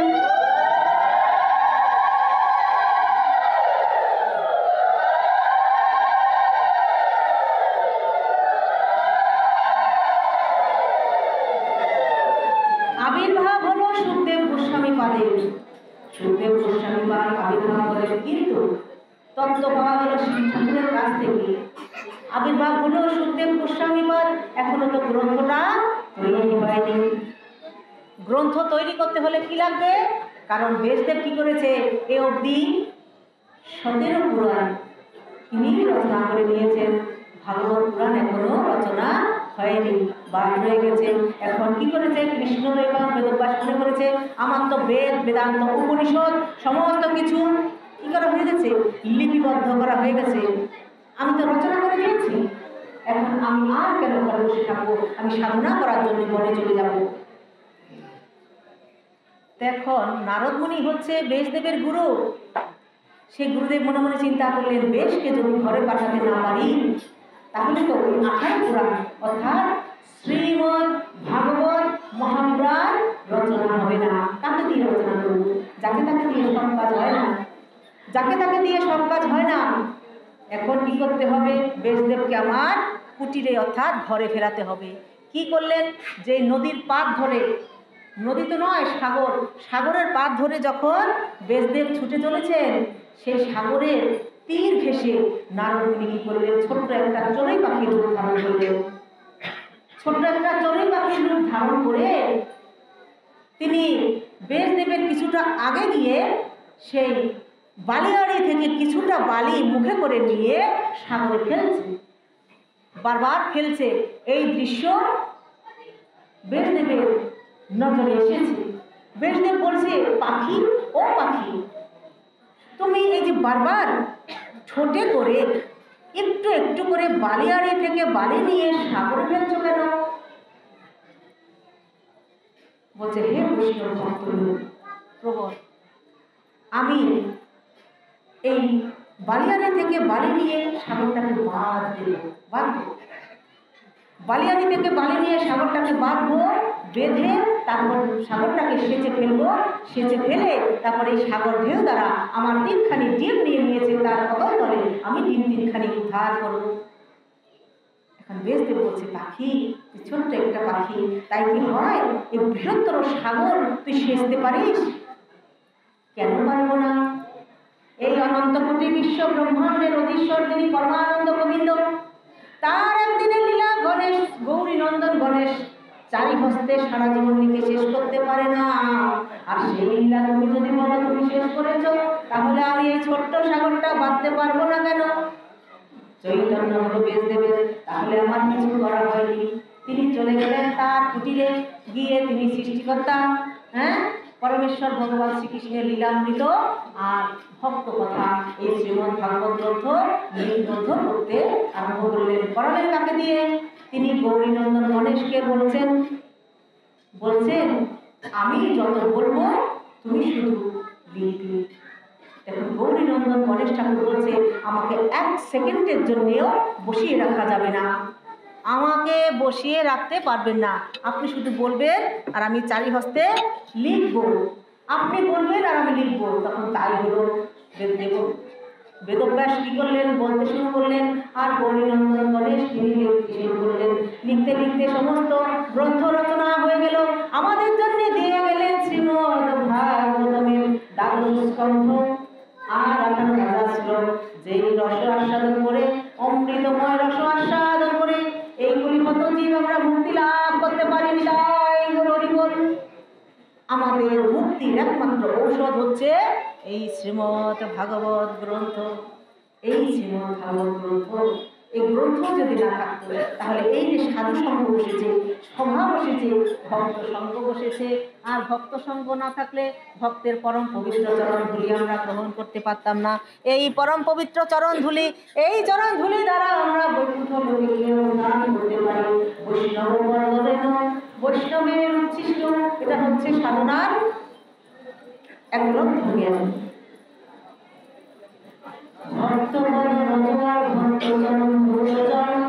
ভক্তের ভক্ত অবশেষ তিন সাধনা বল, ভক্ত পদ রজ আর ভক্ত চরণ ভক্ত জল, এ হচ্ছে ভক্ত পদ রজ। তাই কি হচ্ছে, শাক্ত ভক্ত গেল, সৌর ভক্ত গেল। শাক্ত, শৈব, সৌর। সৌর কারা? সূর্য ঠাকুরের সাধন যারা করেন তারা হচ্ছে সৌর ভক্ত। আর গানবদ্ধ কারা? গণেশ ঠাকুরের সাধন ভজন যারা করে তারা হচ্ছে গানবদ্ধ। গণেশ ঠাকুরের ভজন যারা করে তারা গানবদ্ধ। ওমা কথা বলল না মা, এত কথা বললে চলে? ওমা কথা বলল না। এই আসর শোনেন, এই আসনটা হচ্ছে ভগবানকে লাভ করার আসন। এখানে বসে আপনারা যদি সারা রাত ধরে হরিকথা শ্রবণ করেন, মনুসংহিতায় আছে, তাহলে 25 ভাগ পূর্ণ পাবেন, 100 ভাগ পাবেন না। আর এখানে যদি বসে একটা ওয়ান কথা বলেন, একটা বাজে কথা বলেন, তাহলে শতকরা 75 ভাগ কি পাবেন? 0 পাবেন, 0, কিচ্ছু পাবেন না। শুধু কষ্টটাই আপনাদের বৃথা যাবে, কিচ্ছু পাবেন না যদি কথা বলেন বসে বসে। এখন আপনারাই চিন্তা করেন, এখান থেকে কিছু নিয়ে যাবেন না শূন্য হয়ে যাবেন? এটা আপনাদের বিচার বিবেচনা, কথা বলবেন না। আর কিছুটা সময় অপেক্ষা করেন, সামান্যতম কেন, 4টি লাইন আমরা অতিবাহিত করেছি। এখন 5ম লাইন, সে হচ্ছে বৈষ্ণবের লাইন, সেটা হচ্ছে পরম পবিত্রতম লাইন, ভগবানের কাছে পৌঁছাবার একমাত্র সহজ রাস্তা। একেবারে সহজে গোবিন্দ চরণ পর্যন্ত পৌঁছানো যায়। কোন লাইন? বৈষ্ণব।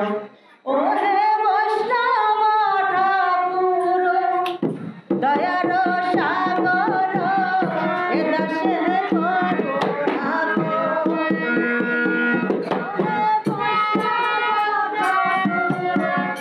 দয়ার সাগর, এ দাসে করুণা কর।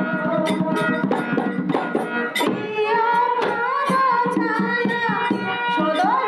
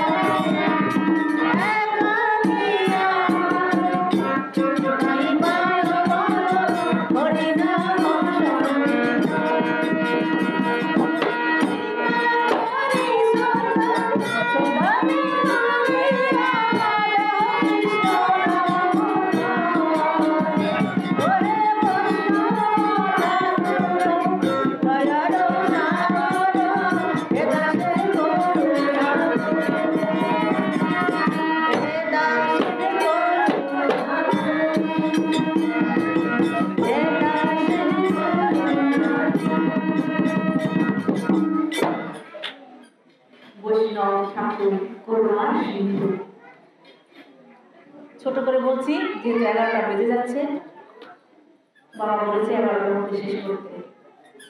দূর দূরান্তের ভক্তবৃন্দ প্রসাদ পালন করে অনেক রাত্রি হয়ে যায়। তো যাই হোক, বৈষ্ণবের রাস্তা সে হচ্ছে পরম পবিত্রতম রাস্তা। সে বৈষ্ণবের রাস্তা কিভাবে? একজন বৈষ্ণব বলেন বা একজন সাধু বলেন, তিনি কি করতে পারেন? হাজার হাজার অবৈষ্ণবকে বৈষ্ণবে পরিণত করতে পারেন, হাজার হাজার অসাধুকে সাধুতে পরিণত করতে পারেন। কিরকম? দেখেন, একজন বৈষ্ণব সকাল সকাল গুরুচরণ আশ্রয় করে, তিনি কি করেছেন, সাধন ভজন করবেন বলে লোকালয় ছেড়ে তিনি বনের মধ্যে গিয়ে বাস করতে লাগলেন। কোথায়? পাহাড়ের উপর। পাহাড়ের উপরে যখন বাস করতে লাগলেন, কেন গেলেন? লোকালয় ছেড়ে। লোকালয়ে থাকবেন না, কেন না? লোকালয়ে সাধন ভজন করতে কষ্ট হয়। লোকালয়ে সাধন ভজন করতে কষ্ট হয়, এর জন্যে বনে চলে গেলেন। তার হাতে ছিল কি? জপের মালা, কাঁথা কুদ্রি আর কি মাটির হাড়ি। এখন কি করলেন বৈষ্ণব? তিনি সদা সর্বদা হরিগুণগান কীর্তন করে মালায় জপ করতে থাকে। মালায় জপ করতে থাকে হরে কৃষ্ণ কৃষ্ণ কৃষ্ণ হরে হরে, হরে রাম রাম রাম রাম হরে হরে, জপ করতে থাকে আর গোবিন্দকে ভজন করতে থাকে। সৌভাগ্যক্রমে বলেন আর দুর্ভাগ্য বলে ক্রমেই বলেন, সেই পাহাড়ের উপরে যে বাস করত, পাহাড়ের নিচে একটা গুহা আছে। সেই গুহার মধ্যে একদল ডাকাত বাস করত। একদল ডাকাত বাস করত। তো ডাকাতের দল প্রস্তুতি নিচ্ছে ডাকাতি করতে যাবে। কিন্তু একজন এসে সর্দারের কানের কাছে বলল যে সর্দার, আজ হবে না ডাকাতি। কেন?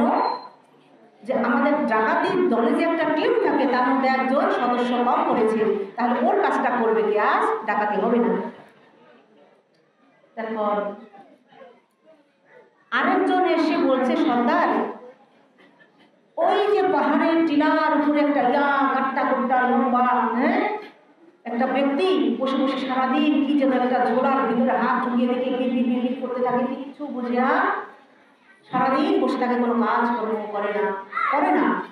তো বৈষ্ণবের ধর্ম সদা নাম সংকীর্তন, যাচিয়া মাগিয়া করে উদর ভরণ, যাচিয়া মাগিয়া করে উদর ভরণ। বৈষ্ণবের কর্তব্য হচ্ছে প্রতিদিন 5 বারি করে মাধুপুরি করবে। কয় বারি? 5 বারি। 5 বারি করে মাধুপুরি করবে, কিন্তু 6 বারি যেতে পারবে না। 5 বারিতে যদি পায় তো ভালো, না পেলেও না হয়। তো কি করলেন বৈষ্ণব? মাধুপুরি করে জীবন ধারণ করে, তাহলে তাকে ডেকে নিয়ে আসি। সর্দার বলছে, ওরে বাবা, উনি তো সাধু, আমরা তো ডাকাত। একজন সাধু, একজন বৈষ্ণব আমাদের মতো ডাকাতের কথা শুনবেন কেন? বলছে সর্দার, এটা হচ্ছে কলিযুগ, এই যুগে হয় না বলে কিছু নেই, এই যুগে সব হয়। এটা সব হয়, কলিযুগ তো সব হয়।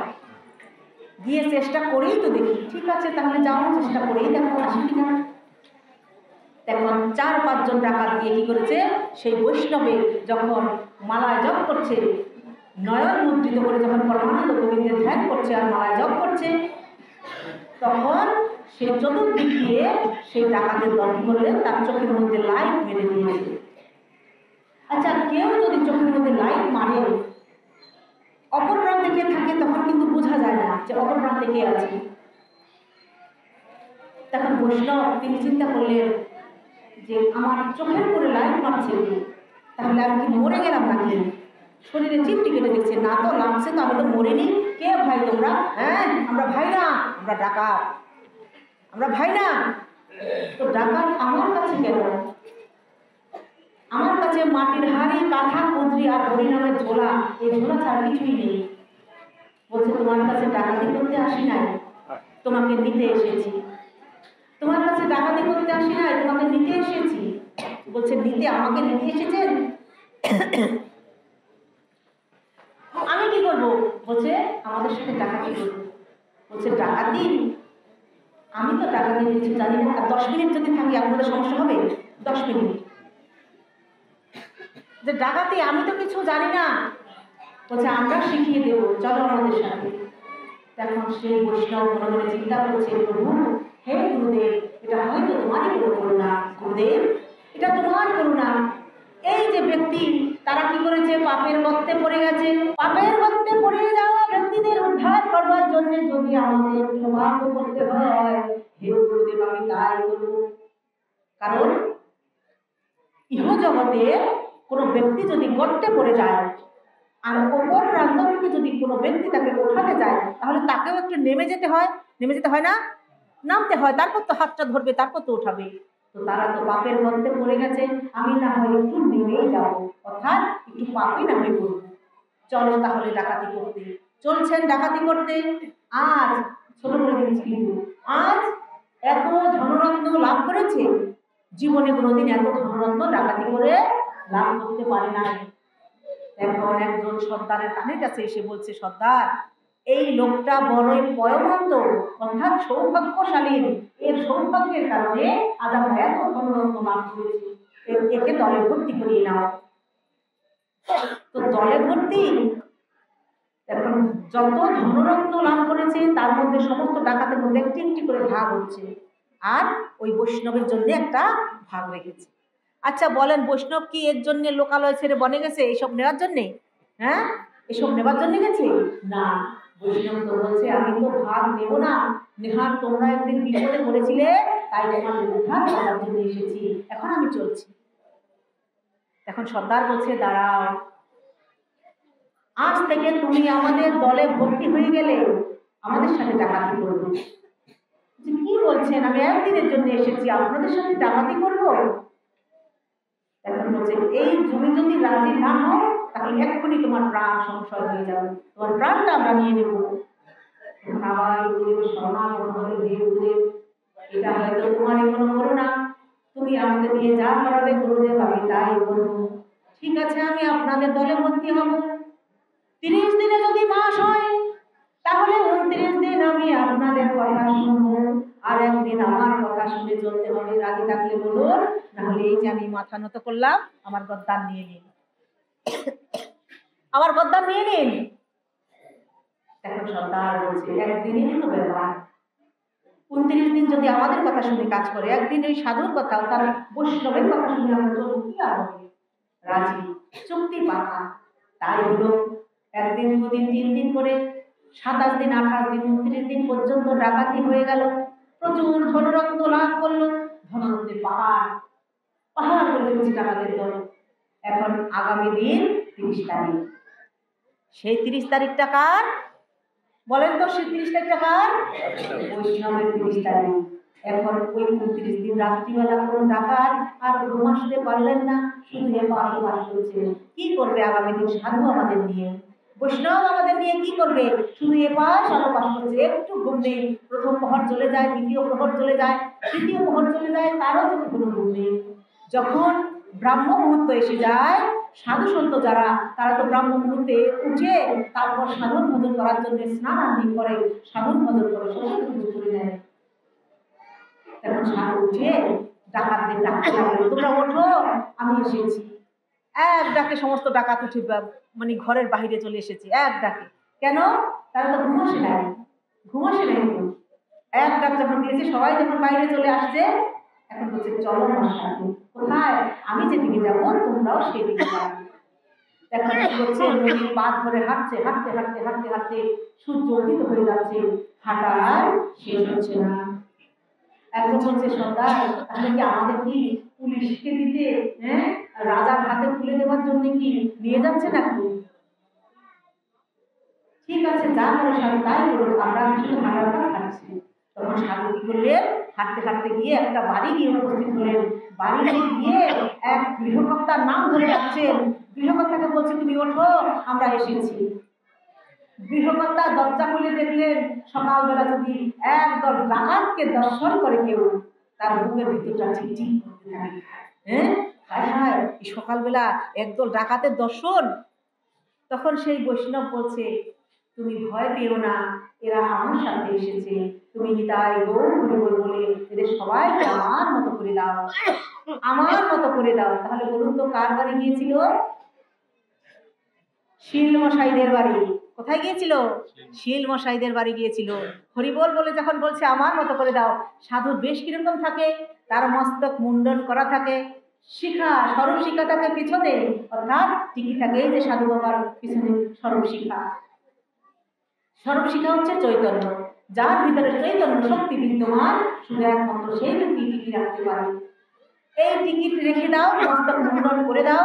তখন কি করলেন সেই শীল মশাই কি করলেন? সমস্ত ডাকাতদেরকে ন্যাড়া করে মাথায় টিকি রেখে সবাইকে যখন কাজ সমাপ্ত করলেন, একজন ডাকাত সর্দারের কানের কাছে এসে বলছে, সর্দার, বাপ মরেনি, মা মরেনি, শেষমেশ ন্যাড়া মাথা। হ্যাঁ, আমাদের কারো বাপ মা মরেনি, মাথা ন্যাড়া করলো কেন? এখন সর্দার বলছে, চোখ, কোনো কথা হবে না। মনে পড়ে এই সাধুকে দিয়ে আমরা কথা দিয়েছিলাম 29 দিন সে আমাদের কথা শুনবে, আর একদিন সাধুর কথা শুনে চলবো। আজ কোনো কথা হবে না। আর সারাদিন কার দিন বলেন? আর সারাদিন কার দিন? সাধুর দিন। কোনো কথা হবে না, চুপ একদম। এখন কি করলেন? সবাইকে যখন মস্তক মুন্ডন করে দিলেন, মস্তক মুন্ডন করে দিয়ে সবাইকে বলছে তোমরা যাও গঙ্গা স্নান করে আসো। আগে থেকেই সেই সাধু কি করেছে? তাদের দেওয়ার জন্যে এই বসন অর্থাৎ ধুতি, ওই উত্তরীয়, কলসি মালা, জপের মালা আর প্রসাদী পট্টিমালা সব কিছু রেডি করে রেখেছে। এখন আপনারা বলেন যে ধুতি কি? এটাও তো চিনলাম।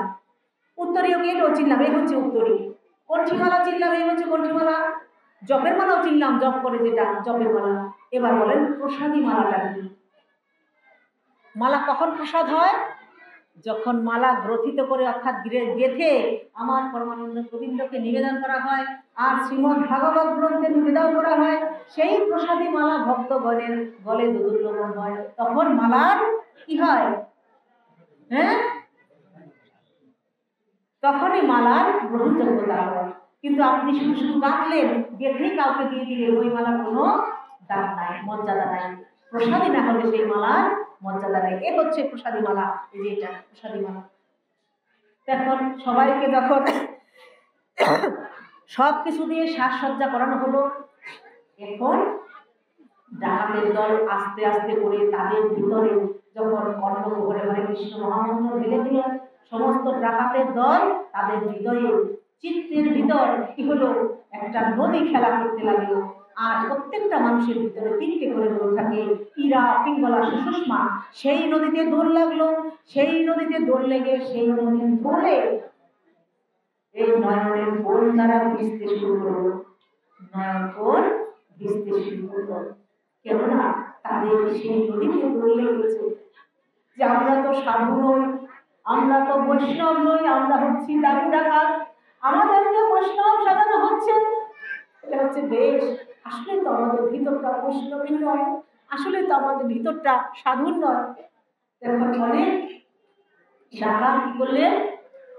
কান্না করে দিলেন, কান্না করে দিলেন। এখন সেই বৈষ্ণব বলছে চলুন, এই কার্তিক মাসে কিন্তু নগর কীর্তনটা বেশি নিয়ে হয়।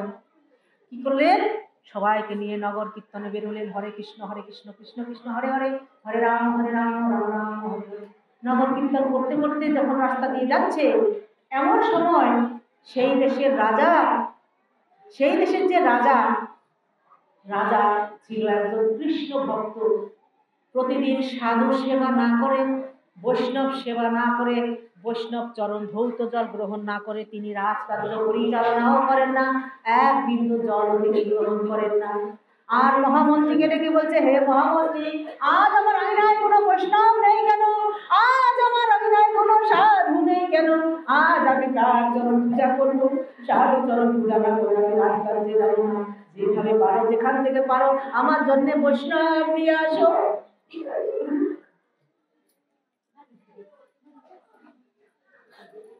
আমার জন্য বৈষ্ণব নিয়ে আসো। আর বৈষ্ণব চরণ বন্দনা না করে আমি এক বিন্দু জল গ্রহণ করবো না। মহামন্ত্রী কি করলেন? সমস্ত সৈন্য সামন্তদের নিয়ে রাস্তায় বেরোলেন, নগরে বেরোলেন খুঁজতে কোথায় বৈষ্ণব পাওয়া যায়, কোথায় বৈষ্ণব পাওয়া যায়। খুঁজতে খুঁজতে দেখলেন একদল নব সন্ন্যাসীর দল হরিনাম গুণগান কীর্তন করতে করতে রাজপ্রাসাদের দিকে আসছে। এটা তো ভগবানেরই করুণা, এটা ভগবানেরই করুণা। তারা যখন আসছে, মহামন্ত্রী গিয়ে বলছে, আপনারা করুণা করে হে বৈষ্ণব ঠাকুর, হে পরম বৈষ্ণব ঠাকুর, আপনারা আসুন, আমাদের রাজপ্রাসাদে আসুন। আমাদের রাজা কি করবে? আপনাদের চরণ সেবা না করে এক বিন্দু জল গ্রহণ করবে না। এখন সেই সাধু মনে মনে চিন্তা করলেন, গোবিন্দ এটি তোমারই লীলা। সাধু কি করলেন? সমস্ত ডাকাতদের, এখন ডাকাতটা কিন্তু আর ডাকাত নেই, ওই যে তারা যখন হীরা পিঙ্গলা সুষমার বলে তাদের নয়ন দিয়ে অশ্রু বিগলিত ধারায় বইতে লাগলো, তখন তারা ডাকাত রইল না। কারণ তাদের ভিতরে যতটুকু পাপ ছিল পরিষ্কার হয়ে গেছে। এখন কি করলেন? সেই দেশের মহারানী এসে প্রত্যেকটা সাধুর জন্য, এখন কিন্তু ডাকাত না, এখন কিন্তু সাধু, প্রত্যেকটা সাধুর জন্য একটি করে রত্ন খচিত সিংহাসন রাখলেন, আর তাদের চরণ রাখার জন্য একটি করে স্বর্ণথালা। সেই দেশের মহারানী সেই সাধুদের বসিয়ে তাদের চরণখানি স্বর্ণধারায় রেখে স্বর্ণ বৃঙ্গারে সৌগন্ধি জলে সমস্ত সাধুদের চরণ ধৌত করে দিলেন। এখন সাধুরা এতক্ষণ না যা কান্না করছিল এখন আরো কান্না করছে। তাদের হৃদয়ে বলছে, এতদিন আমরা ডাকাতি করেছি, কত অপরাধ করেছি, কত অন্যায় করেছি, কত নারী হত্যা করেছি, কত শিশু হত্যা করেছি, তাদের তো এত আনন্দ পাইনি। আজ একদিন মাত্র সাধু সঙ্গ করে, একদিন মাত্র সাধু সঙ্গ করে এত আনন্দ হচ্ছে কেন?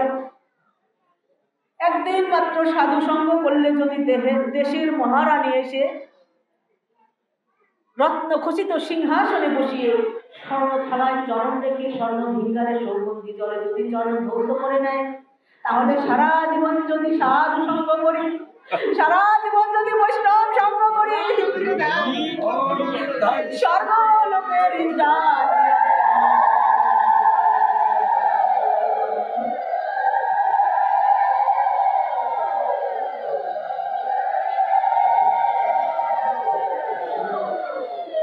সারা জীবন যদি সাধু সঙ্গ করি, তাহলে স্বর্গলোকের ইন্দ্রাণী এসে আমাদের চরণ ধৌত করে দেবে।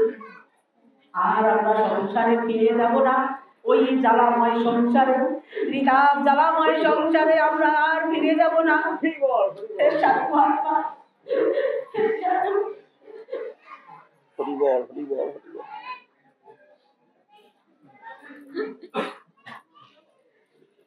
এই জ্বালাময় সংসারে আর ফিরে যেতে চাই না। তুমি করুণা করে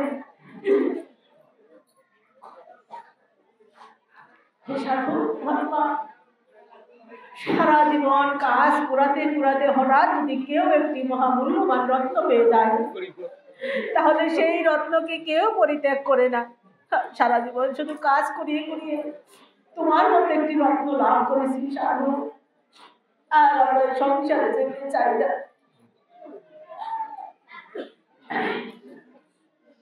আর সংসারে যাব না। তুমি একটা কাজ করো সাধু, তুমি আমাদের সংসারে গিয়ে আমাদের যে পুত্র পরিজন আত্মীয় স্বজন আছে তাদের বর্ণময় মহামন্ত্র লাগবে, তাদের উদ্ধারের পর্যালোচনা করে দিলেন। এখন কি করলেন, সেই মহারানী যখন চরণ জল করছেন, আর সাধুকে তো সারা জীবন বেঁধে রাখা যায় না, বৈষ্ণব সেবা করিয়ে ভোজন দক্ষিণা দিলেন। এত প্রত্যেকটা বৈষ্ণবের জন্য একটি করে হাতির পিঠে যতটা ধনরত্ন বোঝাই করা যায় ততটা হচ্ছে ভোজন দক্ষিণা। ভোজন দক্ষিণা যখন দিলেন, আর সমস্ত সাধুরা কান্না করতে করতে যাচ্ছে, কি করেছি কান্না করছে। কান্না করতে করতে গিয়ে কি করলেন, তারা এক পর্যায়ে একটি নদীর পাশে বসে পড়লেন। আর যত ধনরত্ন সেই হাতির পিঠ থেকে নামিয়ে তাদের দিয়ে ওই রাজ্যের হাতিলে আবার রাজ্যে ফিরে গেল। এখন সমস্ত সেই নবসাধুদল তারা কি করছে, এক মুঠি করে ধনরত্ন তুলছে হাতে, আর নদীতে নিক্ষেপ করছে। এক মুঠি করে ধনরত্ন তুলছে আর নদীতে নিক্ষেপ করছে। সাধু বলছে, আহা করো কি করছো? এই ধনরত্নের জন্যই তো নারী হত্যা করেছো, শিশু হত্যা করেছো, অগ্নি সংযোগ করেছো, কি না করেছো, সব করেছো। এখন এত ধনরত্ন লাভ করেও ধনরত্ন বলে নদীতে ফেলে দিয়েছে। আর ভুল করতে চাই না, ধনরত্নের পিছনে আর ছুটবো না। এখন থেকে তোমার সাথে জীবন অতিবাহিত করবো। যখন বলছে তোমার সাথে জীবন অতিবাহিত করবো, আর সাধু মহাত্মা আর কি পিছনে তাকাবার সময় আছে? তিনি কি করলেন, এই তো সুযোগ, এই সঙ্গে সমস্ত নব সাধুদের নিয়ে কি করবেন, তিনি বৃন্দাবনের উদ্দেশ্যে রওনা হবেন। বৃন্দাবনে গিয়ে সারা জীবনের জন্য বসতি স্থাপন করার চিন্তা করলেন। যা যথা চিন্তা তথা কাজ। যখন চিন্তা শুরু করলেন, তারা কি করলেন, হরে কৃষ্ণ হরিবল, হরে কৃষ্ণ ভগবান কীর্তন করতে করতে তারা শ্রীধাম বৃন্দাবনের উদ্দেশ্যে রওনা হলেন। তো বৃন্দাবনে গিয়ে তারা সারা জীবনের জন্য শ্রীমতী রাধা রানীর চরণে গিয়ে বসতি স্থাপন করলেন। তো চলুন আমরা সবাই বৃন্দাবন যাই। যাবেন? যাবেন? যথা নিত্য আদি মত্ত লীলায়, নিত্য আদি মত্ত লীলায় শ্রী রাধা গোবিন্দ শনে, চল মধুর বৃন্দাবনে, চল মধুর বৃন্দাবনে, চল মধুর বৃন্দাবনে। অকামনম প্রেম ভক্তি, মুক্তি বাঞ্ছা তুচ্ছতা, মাধুর্য প্রেমের রমণী, শ্রী রাধার প্রেম রাধা, শ্রী রাধার প্রেম রাধা, রাধার কৃপা হয় যার প্রতি, রোজে হয় তার বসতি, রাধার কৃপা হয় যার প্রতি, রোজে হয় তার বসতি, সে প্রেম চাহে বশবর্তী, সে প্রেম চাহে বশবর্তী, ব্রহ্মায়াতি দেবগণে, চল মধুর বৃন্দাবনে, চল মধুর বৃন্দাবনে, চল মধুর বৃন্দাবনে।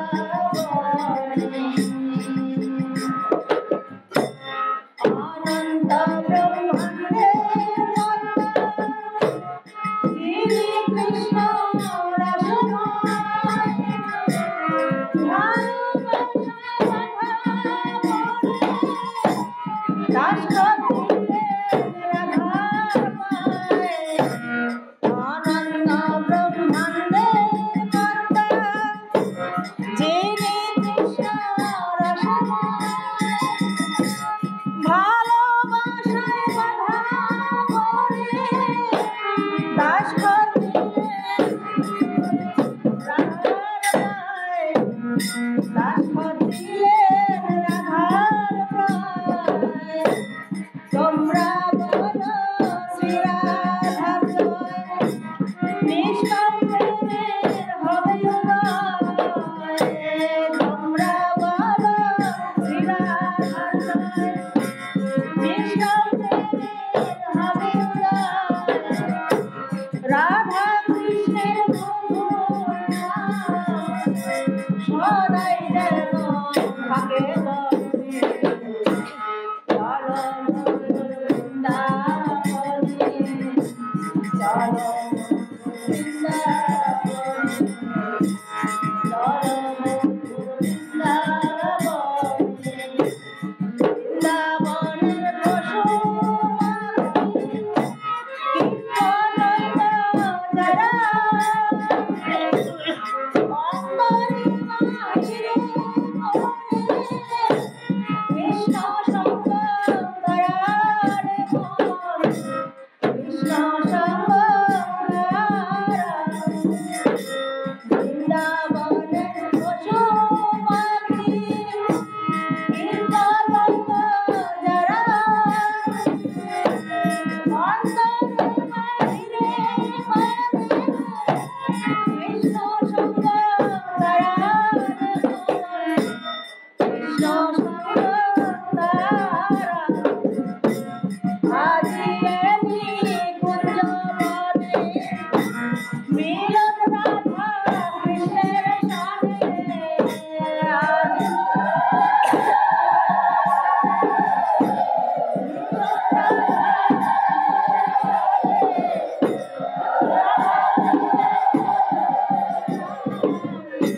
সদাই যেন হৃদয় বনে, চল মধুর বৃন্দাবনে, চল মধুর বৃন্দাবনে, চল মধুর বৃন্দাবনে। কৃষ্ণ ভক্তবৃন্দ, দূর দূরান্ত থেকে আগত সমস্ত ভক্তবৃন্দ, আপনারা অনেকক্ষণ কষ্ট করে বসে রয়েছেন, আপনাদের আর কষ্ট দিব না আজকের মতো। তো সম্মানিত কৃষ্ণ ভক্তবৃন্দ, আজকের মতো শ্রীমদ ভাগবতীয় আলোচনা এখানে সংক্ষেপে বিশ্রাম নিচ্ছি। আগামী দিন আপনারা সবাই সকাল সকাল এই মহানুভূতির মধ্যে এসে উপস্থিত হবেন, যাতে করে আরেকটু আগে ভাগবতী আলোচনা শুরু করা যায়।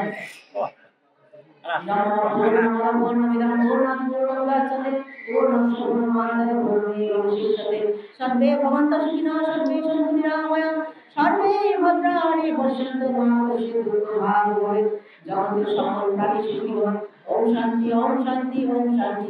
सर्वकर्मफलं श्रीकृष्णार्पणमस्तु। मन्त्रहीनं क्रियाहीनं भक्तिहीनं धनाधनं यादृतं मानवं गुरुं আজকের আলোচনায় যদি কোনো বাবা মা এই অধমের কথায় কোনো কষ্ট পেয়ে থাকেন, তাহলে নিজ কন্যা নিজ ভগ্নী মনে করেন এই অধমকে ক্ষমা করে দেবেন। তাই